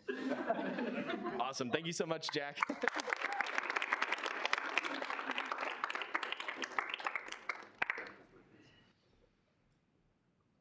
All right, we'll jump back into committee reports. Are there any further committee chairs who would like to give a report tonight? Seeing none, I'll seek any directors who would like to give a report. Chief of Staff Billman.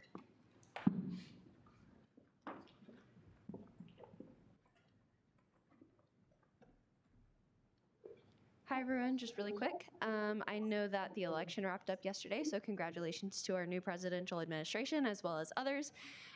With that, I just want to remind everyone that interviews and applications for positions selected by elected officials are coming up soon. So I encourage you to reach out to the people in the positions that you are interested in for the next term. For example, if you're interested in being the chief of staff, I highly recommend that you come and talk to me about some of my duties and responsibilities, and any advice that I may have for you. I know that these positions can be kind of highly sought after and a little competitive. So if you would like to do that in an anonymous way, please just let me know and it can stay between the two of us. Anywho, wish you all the best of luck in your service to students over the next term. Awesome. Thank you so much, Maggie. Are there any further directors who would like to give a report tonight? Director Cruson, Elections Commissioner Cruson.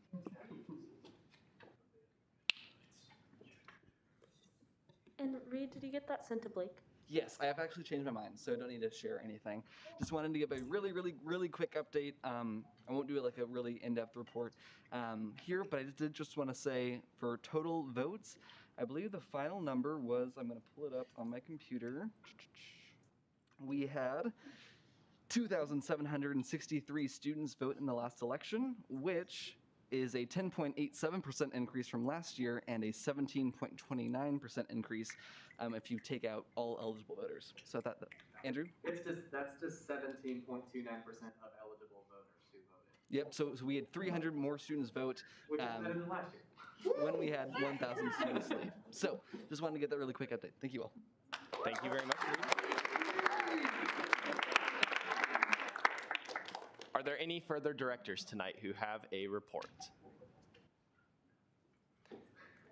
All right, seeing none, I have a quick one really quick. I'll just do it from right here. So like I mentioned, we have a lot of awards coming up for Student Senate. So those three are just some of the awards that we have. Other awards that we'll have include Intern of the Year, and that'll be chosen by our intern coordinators. Committee of the Year, Nick and I will be choosing that award, and we'll be in contact with committee chairs a little bit on how that's going to go shortly. Cabinet Member of the Year is going to be chosen by the Executive Branch. Judicial Member of the Year will be chosen by the Judicial Branch. We have our Susan M. Scott Outstanding Female Award winner, which can go to any member of KSU SGA who's a female. We have our Outstanding Achievement Award that will be chosen by our 7 leadership positions in SGA, as well as the Outstanding Partner Award, which generally goes to an advisor. Next, we have our Bernard Franklin Outstanding Advocate Award, and then our Senator of the Year Award. So for those of you who can nominate in the agenda, please make sure to get those nominations in, and then you'll see at the banquet for all of our other awards that are chosen. So feel free to reach out if you have any questions about that specifically. Next week, a lot of us actually aren't going to be here. We'll be in Washington, D.C., up on the Hill advocating. So that kind of takes the place of Big 12 on the Hill. There's generally a Big 12 organized conference every spring, which all the Big 12 schools go up and do that. There were a lot of different things that happened that it ended up getting moved to April in an online-only format. And so we decided that we wanted to go ahead and meet with our legislators anyway. And so we'll be doing that next week, and that'll be Monday through Thursday. So Nick and I won't be here. And Ariana will be chairing Senate next week, and Evan will be pro-temming. So you'll have that to look forward to next week. Next, the last thing from me, like Evan mentioned, you may have been receiving some emails from me earlier today if you want to see in next year's Student Senate. I mentioned there were some new senator training dates on there, so that will be March 22nd at 7 p.m. And that location is still to be determined.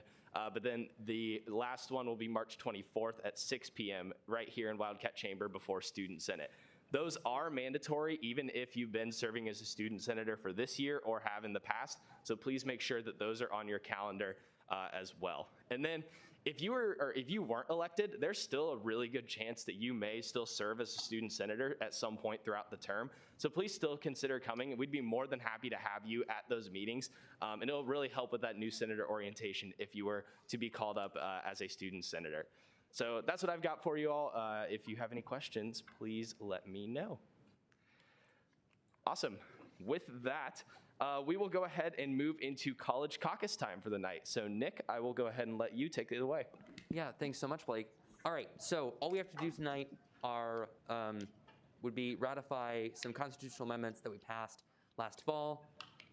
All caucuses or college councils, with the exception of engineering and business, did not get back to me with an answer, which means it's our job to provide the final ratification.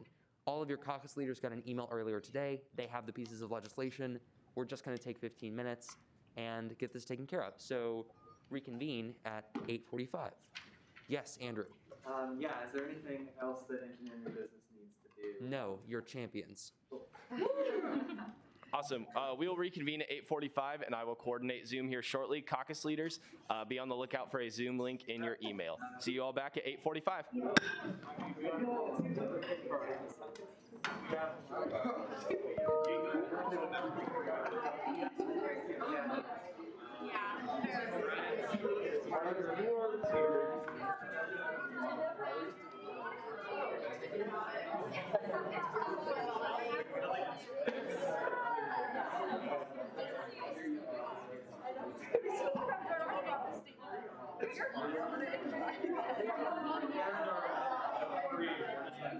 Alrighty.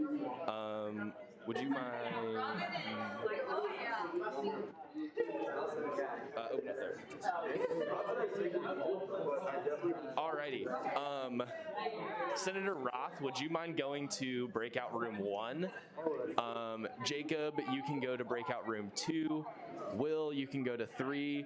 Madeira 4, and Reese 5. You all are in different colleges, which unfortunately makes it slightly harder, but that's okay.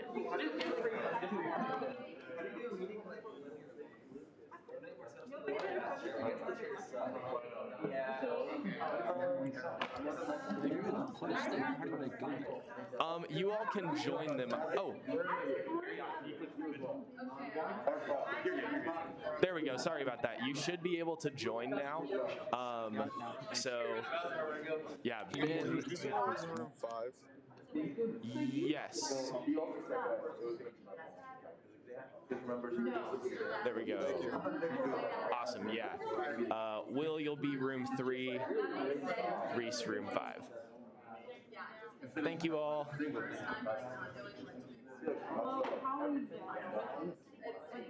only do plastic 1 and 2. Yeah, no, I did too. I like it. Yeah, and some that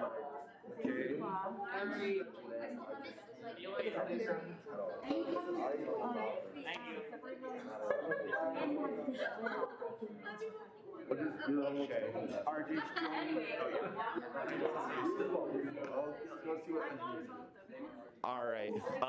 Kate, go ahead and join breakout room 5. RJ, you will be in breakout room 4.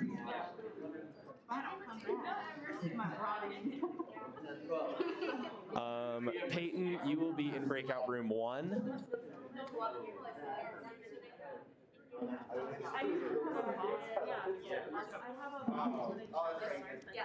Kate, you will be in 5.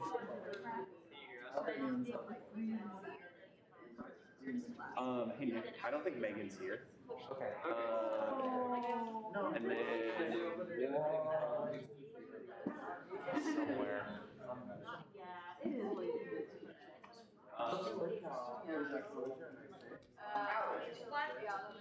Alex here, and in business. You're doing the Zoom meeting. We don't need to do anything though.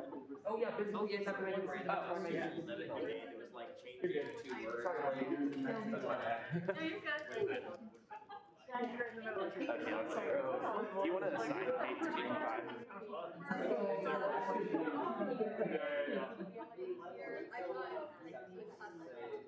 Go on the. It's just like, there we go.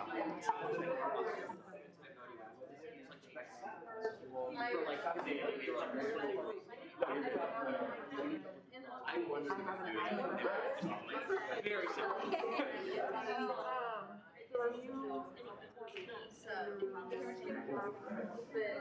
Got it.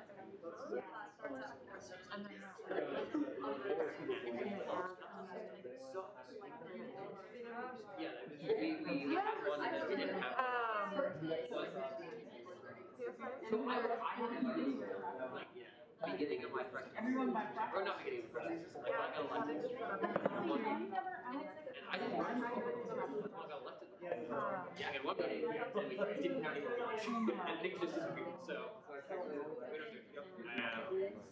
And what was the other one again?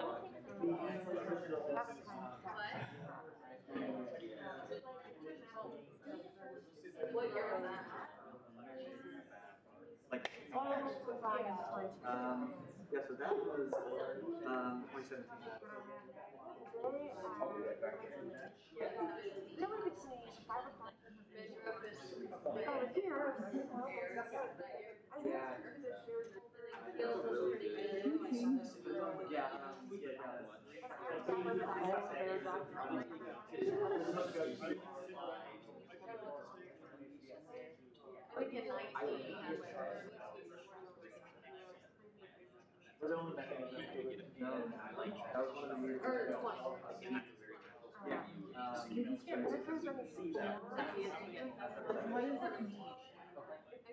I like it.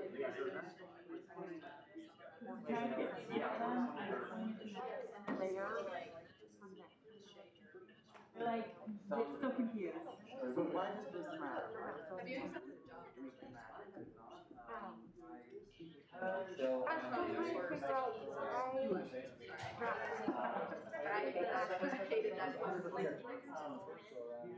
Yeah, so it was just like the change, like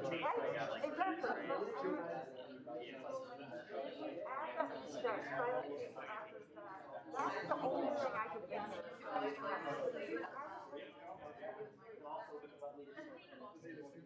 Looks like the.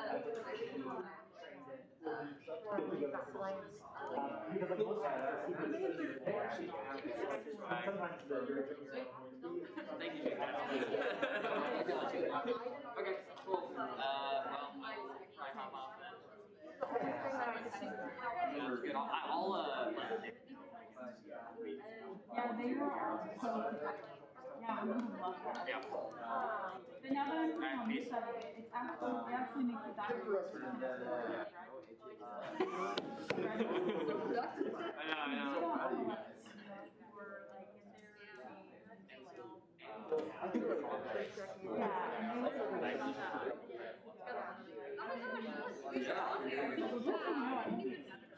What do you mean? And they're like, oh, that's No, Oh, you're phone. it's like so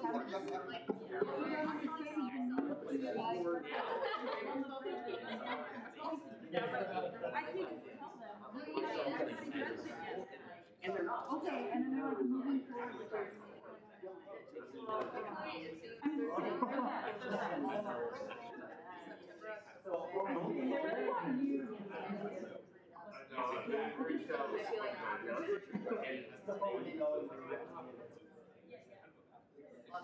yeah.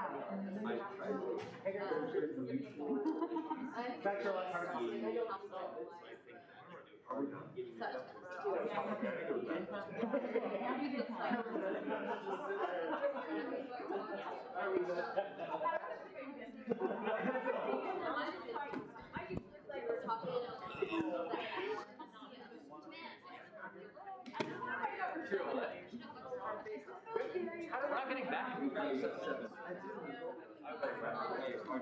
Do you know how to figure out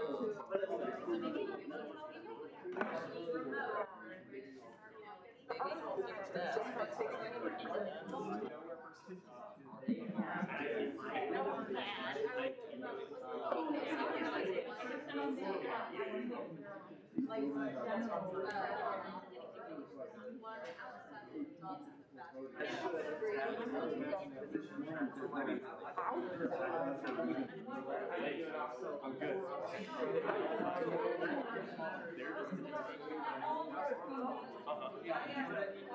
Oh, okay. Gotcha, like actual flag itself.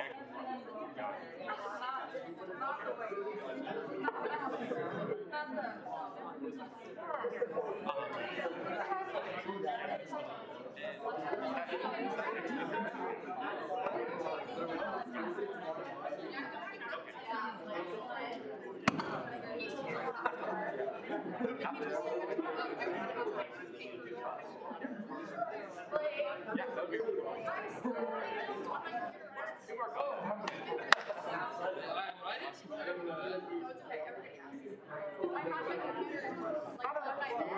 Yeah, that'd be really cool. Yeah, you are. Heck yeah, thanks, Austin. Do I need to give you the yes or no? Somehow. Like, the computer's definitely slow. Like, it definitely fucking up. But, like, it's still live, so. My older brother is a Dell certified technician.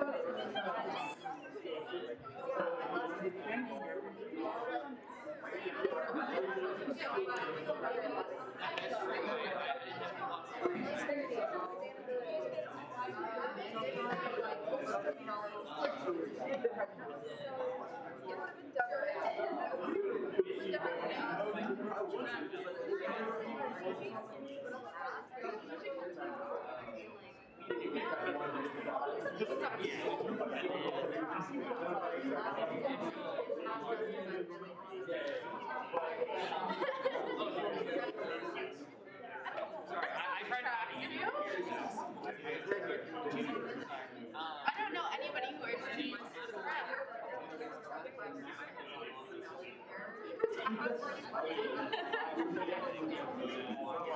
Hey everyone, we'll be resuming here in just a minute if you'll go ahead and find your seats.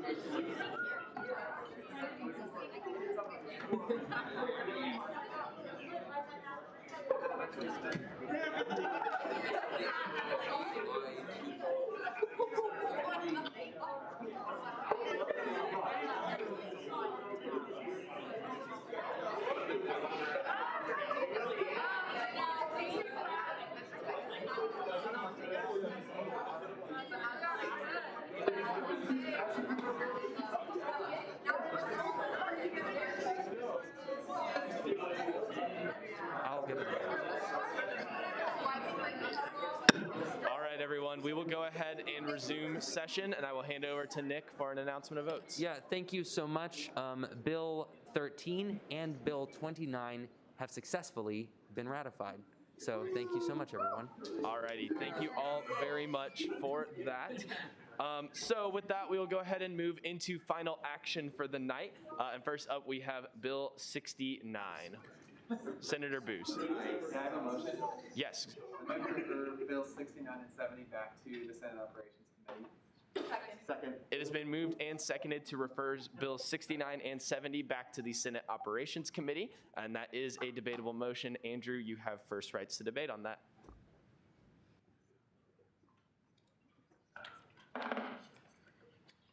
Yeah, no, it is not. There you go. Now you can hear my voice way louder. So first I need to apologize that I'm making this motion. I know a lot of people have probably prepared for this, and maybe on either side, I'm not entirely sure. But I was basically making the argument, or in my head anyway, when I introduced these pieces of legislation, that that they do need to be reviewed by General Counsel. That is a requirement, which is the lawyers for the administration, which is a requirement for anything that modifies the bylaws of the Constitution relating to the judicial program. And so that is a requirement for at least one of these bills, and now it's a requirement for both of them since we added it during Senate operations to the other bill. And the actual wording of that section is that they must be reviewed before they are introduced. And I did misinterpret that. Also, any amendments made by Student Senate cannot go into effect until they're reviewed. And so I think I think this is important to get reviewed, because if it wasn't reviewed, we pass it, and then it is reviewed by General Counsel, and they don't like something about it, it will be kind of unclear as to whether it's actually in effect, or whether certain parts of it are in effect but aren't, and that sort of thing. So I absolutely am still in support of this and don't want to damage its chances in any way. And so I think it's important that we reach out to General Counsel, have it reviewed before we pass it, and then so then when we pass it, we can make sure it's on safe legal ground, as well as approved by Student Senate, obviously. So yeah, that's it on the debate. I hope you vote yes on the motion, and I'd love to see you here in a week or two with an actual vote on this. Awesome. Thank you very much for your debate, Andrew. Is there any debate in the negative on referring both of these bills to the Senate Operations Committee? Is there any additional debate in the positive? Any debate at all? Email. All right, seeing none, we will move into a hand vote on this, and that requires a majority. All those in favor of sending it to the Senate Operations Committee, please raise your hand. Proxies, you get 2. All right, noes, same sign. And any abstentions? And that motion will carry. Bills 69 and 70 will both be referred to the Senate Operations Committee. With that, we will go ahead and move into introduction of the allocations tonight, in which we have a lot. Is there a motion to consider the allocations? Chair Lynn. I move to consider the allocations. Second. All right, it has been moved and seconded to consider the allocations. Bear with me here, folks. This might take a little bit. Bill 71, we have the FY 2022 on-campus allocation to the Hispanic American Leadership Organization. They requested $1,000 and were recommended $1,000 for their 9th annual Beliza Latina pageant, April 30th, 2022 in Forum Hall. Bill 72, FY 2022 on-campus allocation to Ratio Christi. They requested $626.81 and were recommended $626.81 for the Enneagram, What's True, What's False, Does It Matter on April 4th, 2022 in Wildcat Chamber. Bill 73, FY22 travel allocation to the Anthropology Club. They're going to the American Association of Biological Anthropologists Conference, March 23rd through 26th, 2022 in Denver, Colorado. Requested 300, recommended 100. Bill 74, travel allocation to the Anthropology Club. Again, they are going to the Society of American Archaeology 87th Annual Meeting, March 30th through April 3rd in Chicago, Illinois. Requested $800, recommended $800. Bill 75, travel allocation to the Engineering in Medicine and Biology Society. They are going to the Design of Medical Devices Conference April 10th through 14th in Minneapolis, Minnesota. Requested 600, recommended 500. Bill 76, FY22 travel allocation to the graduate students of agricultural economics. They're going to Zim's Feedlot Tour May 19th, 2022 in Sterling, Kansas. Requested $410, recommended $160. Travel allocation, Bill 77, travel allocation to the graduate students of agricultural economics. They are going to the GSAE Kansas City trip August 16th, 2022 in KC-Mo. Requested $410, recommended $160. And then Bill 78, FY22 travel allocation to the minorities in agriculture, natural resources, and related sciences. They are going to the Manners National Conference March 24th through 27th in Jacksonville, Florida. Requested $1,000, recommended $1,000. Are there any questions or corrections for the allocations? Senator Booz. Yeah, I had a question about Bills 76 and 77, the ones that were that requested $410. There's that mention that travel allocations cannot fund food.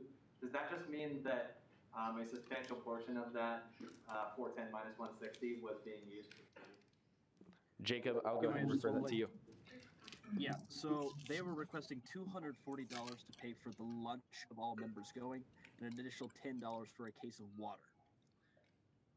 So 410 minus the 10, 240 is 160. Right, thank you. All right. Any further questions or corrections? Blake Mack? Yeah, go ahead.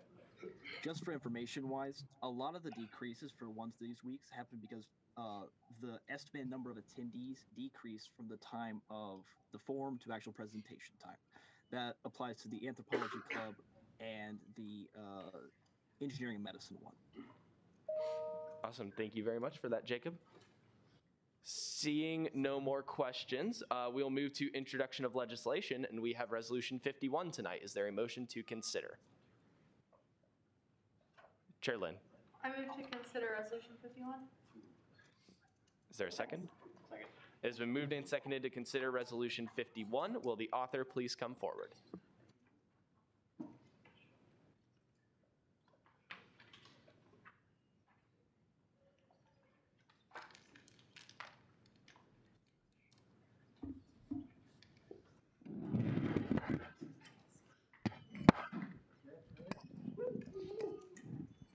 Sorry, guys. Okay. Resolution 21-2251, FY 2023 Student Center Tuition Enhancement Committee recommendation. Author TramFam, sponsor Student Center Tuition Enhancement Committee.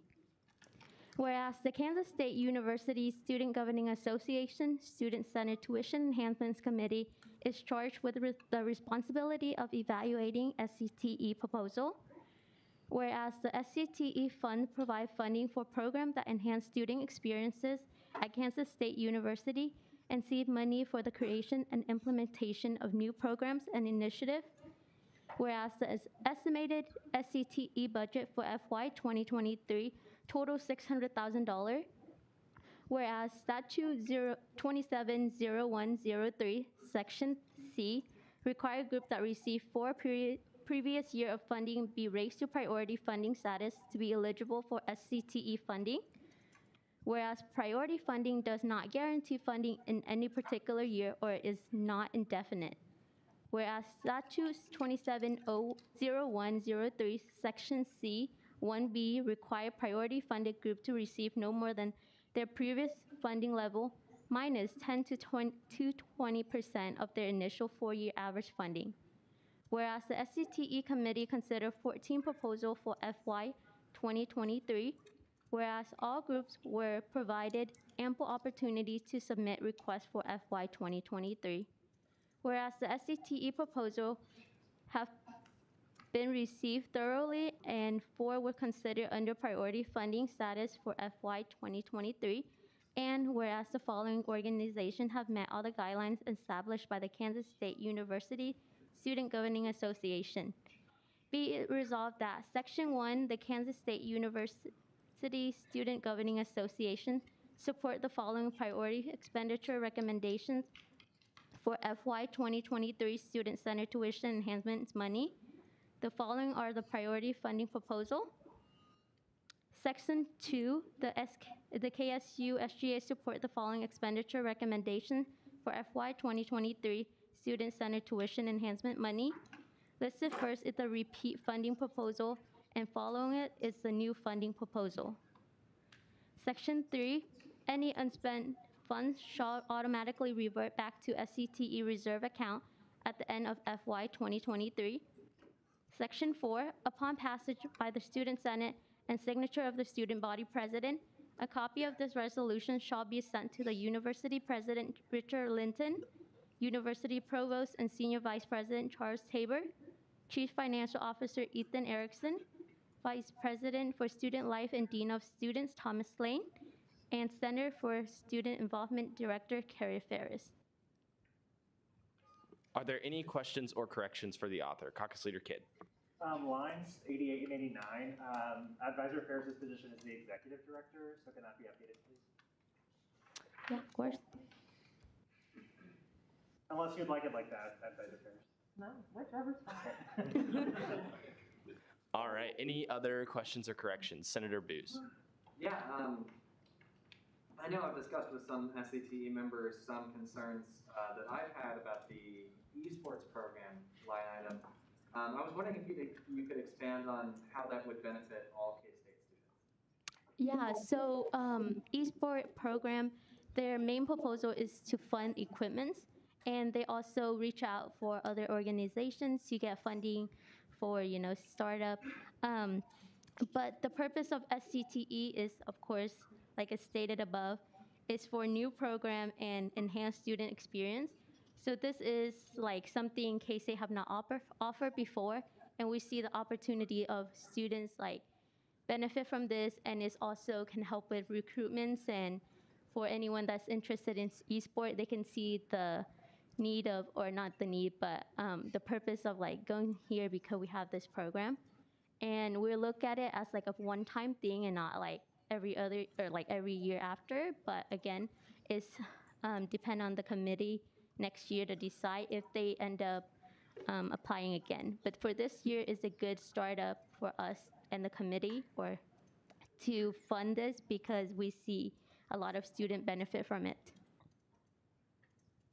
Granted. Yeah, and then I also actually wanted to ask about line 69 for the case managers for the Office of Student Life, or Housing and Dining. Which one of those did the committee fund, and what would the description of, like, what's the description of what that money would be going to / what that position would do? Yeah, so they requested $243,312. That is for 4 different positions, and the committee decided to fund 2, which is they see, of course, is a big amount, but they see the purpose of using it for helping like RAs and students, and not just the student office life. So this will open up like opportunities for students to go in and just meet with them. But this role have not been in the past, so this is completely different role where it can benefit students just by them being there. Yeah, thank you. Caucus Leader Kidd. Line 87, or line 86 and 87, University Provost and Executive Vice President, Charles Tabor, not Senior Vice President.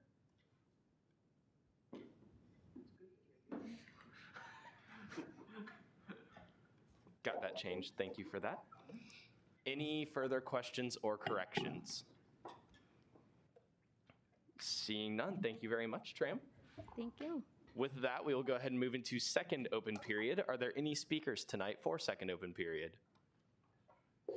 Caucus Leader Volgamore.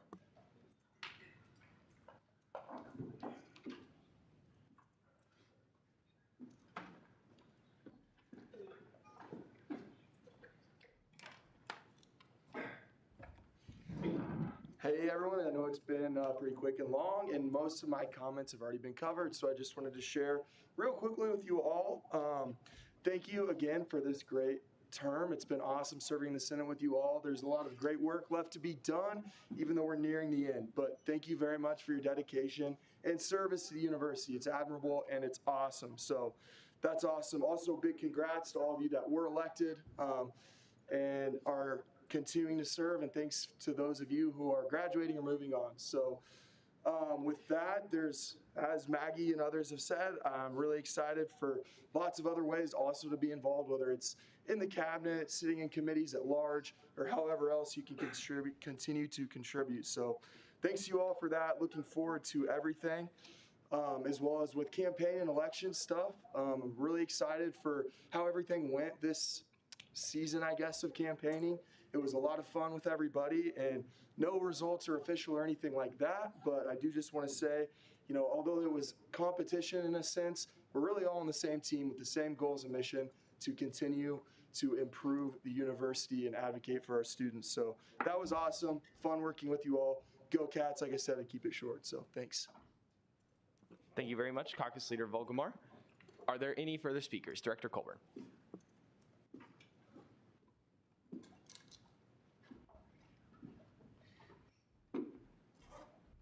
I just want to give it up for Bill one more time. He was awesome tonight. I do want to say I've served on a committee with him for 4 years. So he's a great guy, but learning names is not his strong suit. But if you want to serve on a committee with Bill, I would encourage you. I have no idea if this position will be kept, but it's legislated and there hasn't been any changes. So anyway, Sustainability Director serves on the Recycling Committee at the university, which gets to work with a lot of really cool people, including Bill Splegel. So a monthly meeting, Reed Cruson has been on that committee. They meet at weird times, so I don't get to go to every single meeting, but that's a really awesome group. If you really want to spend more time with Bill, I would encourage you applying to that position, or talking about it with me, or just going to the Recycling Committee meetings, because there's one next, not this upcoming, but the next Monday, so the week before spring break, at 11:30. So if you want to get some more of Bill, learn more about race to zero waste, and all of those things, would encourage you to reach out. So that's all I got. Oh, yeah. By weird times, how weird does it get?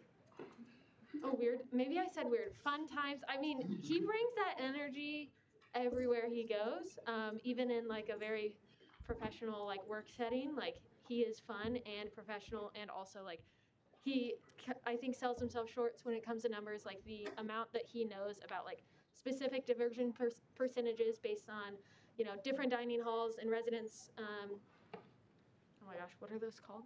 Residence halls? Sorry. Residence halls, places on campus, things like that. Like, he has those numbers, and also, like, we'll say, go Cats all the time. So I feel like you all would get along with him very well. He's really cool. So just wanted to give that plug. Awesome. Thank you very much, Director Colburn. Are there any further speakers tonight for second open period? Oh, yes, Ariana. So for a quick update on merchandise, sadly, I scoured the internet, and so did the company, I swear to you, but they're out of stock in the color option we wanted in both medium and larges, and those were the main orders were for medium and larges in the items, so we're going with dark purple, but the design is going to stay the same. On the form, when it goes live, you will see the updated color option with the design overlay over it, just for a little mock-up moment. If you have any other questions, please don't hesitate to reach out. Also, I still have the form with everyone who has paid, so reach out to me about that. I also added a refund option on there. So yeah. Awesome. Thank you very much for that, Ariana. Also, when will that form go live? Tonight. I just have to update the images. Cool. Awesome. Any other speakers for second open period? All right, I've got a quick one. Thank you all very much for your patience with me with the agenda this week. I know there are a decent amount of corrections, and I ask for your patience again next week for a little bit different reason. I will be in DC when I make the agenda, and the only way I can combine everything into that one document is with that computer in there. So the agenda might look a little funky next week, but it'll only be one meeting. I will try my very best. Hey, Hannah. Do you want to send me the documents? I can merge them for you that night. You're an absolute saint. Thank you very much, Hannah. So I take that back. Big shout out to Hannah. Can we get a quick big snaps, something like that? That's my Senate shout out for the night, and we'll take it over to Nick for the rest. But still bear with Blake, though. Thank you so much, Blake. Alrighty, shout out to Peyton Lynn for looking effervescent. Respectfully, Chair Jambunathan and Director Gomez, your hands in a polyamorous marriage. Shout out to Bill Splegel for his awesome voice and enthusiasm in recycling. Shout out to Evan for contacting me about elections results before I finished my morning coffee. We love a proactive chair. Shout out to Senator Byrne for coming all the way from Salina and staying the entire time.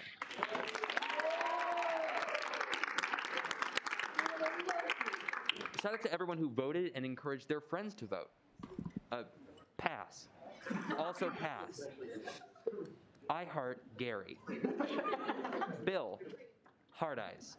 Matthew Swords is cool. Shout out to our big recycling guy. Shout out to everyone who got reelected or elected for the first time. Shout out to our Salina visitor. And finally, shout out to Blake for being an OG. Thank you all very much. With that, we won't have, we will have reference of legislation. Bills 71 and 72 will go to the On-Campus Allocations Committee, and Bills 73 through 78 will go to the Travel Allocations Committee. And then Resolution 51 will go to the Senate Executive Committee. All right. With that, we already did our announcement of constitutional revisions, so Nick, take it away with roll call. Thanks so much, Blake. Bain. Here. Bannister. Here. Barron. Here. Bellamy. Here. Binkley. Booz. Here. Byrne. Here. Compton. Here. Cranford. DeMott. Here. Dunlap. Here. Ansero. Here. Esslinger. Yep. Fields. Here. Fuss. Glasscock. Here. Heatherman. Here. Holland. Jambunathan. Here. Colorikial. Here. Kidd. Here. Koch. Kramer. Lister. Long. Here. Lynn. Here. Mayor. Here. McPhee. Here. Nelson. Here. Pineda Gomez. Here by proxy. Pundio. Porter. Here. Prester. Richenberg. Here. Rook. Here. Roth. Here. Salmon. Here. Shear. Here. Schindler. Here. Stout. Here. Sitzma. Here. Thomas. Here. Volgamore. Here. Wallace. Warren. Here. Willis Jackson. Here. Willis Reese. And Zhao. Alrighty, thanks. Alrighty, with that, I will seek a motion for adjournment. Chair Lynn. I move to adjourn the meeting until next week, same time, same place. Second. All right, this has been moved and seconded to adjourn until same time, same place next week. Any objections? See none. Have a great night, everyone. Travel.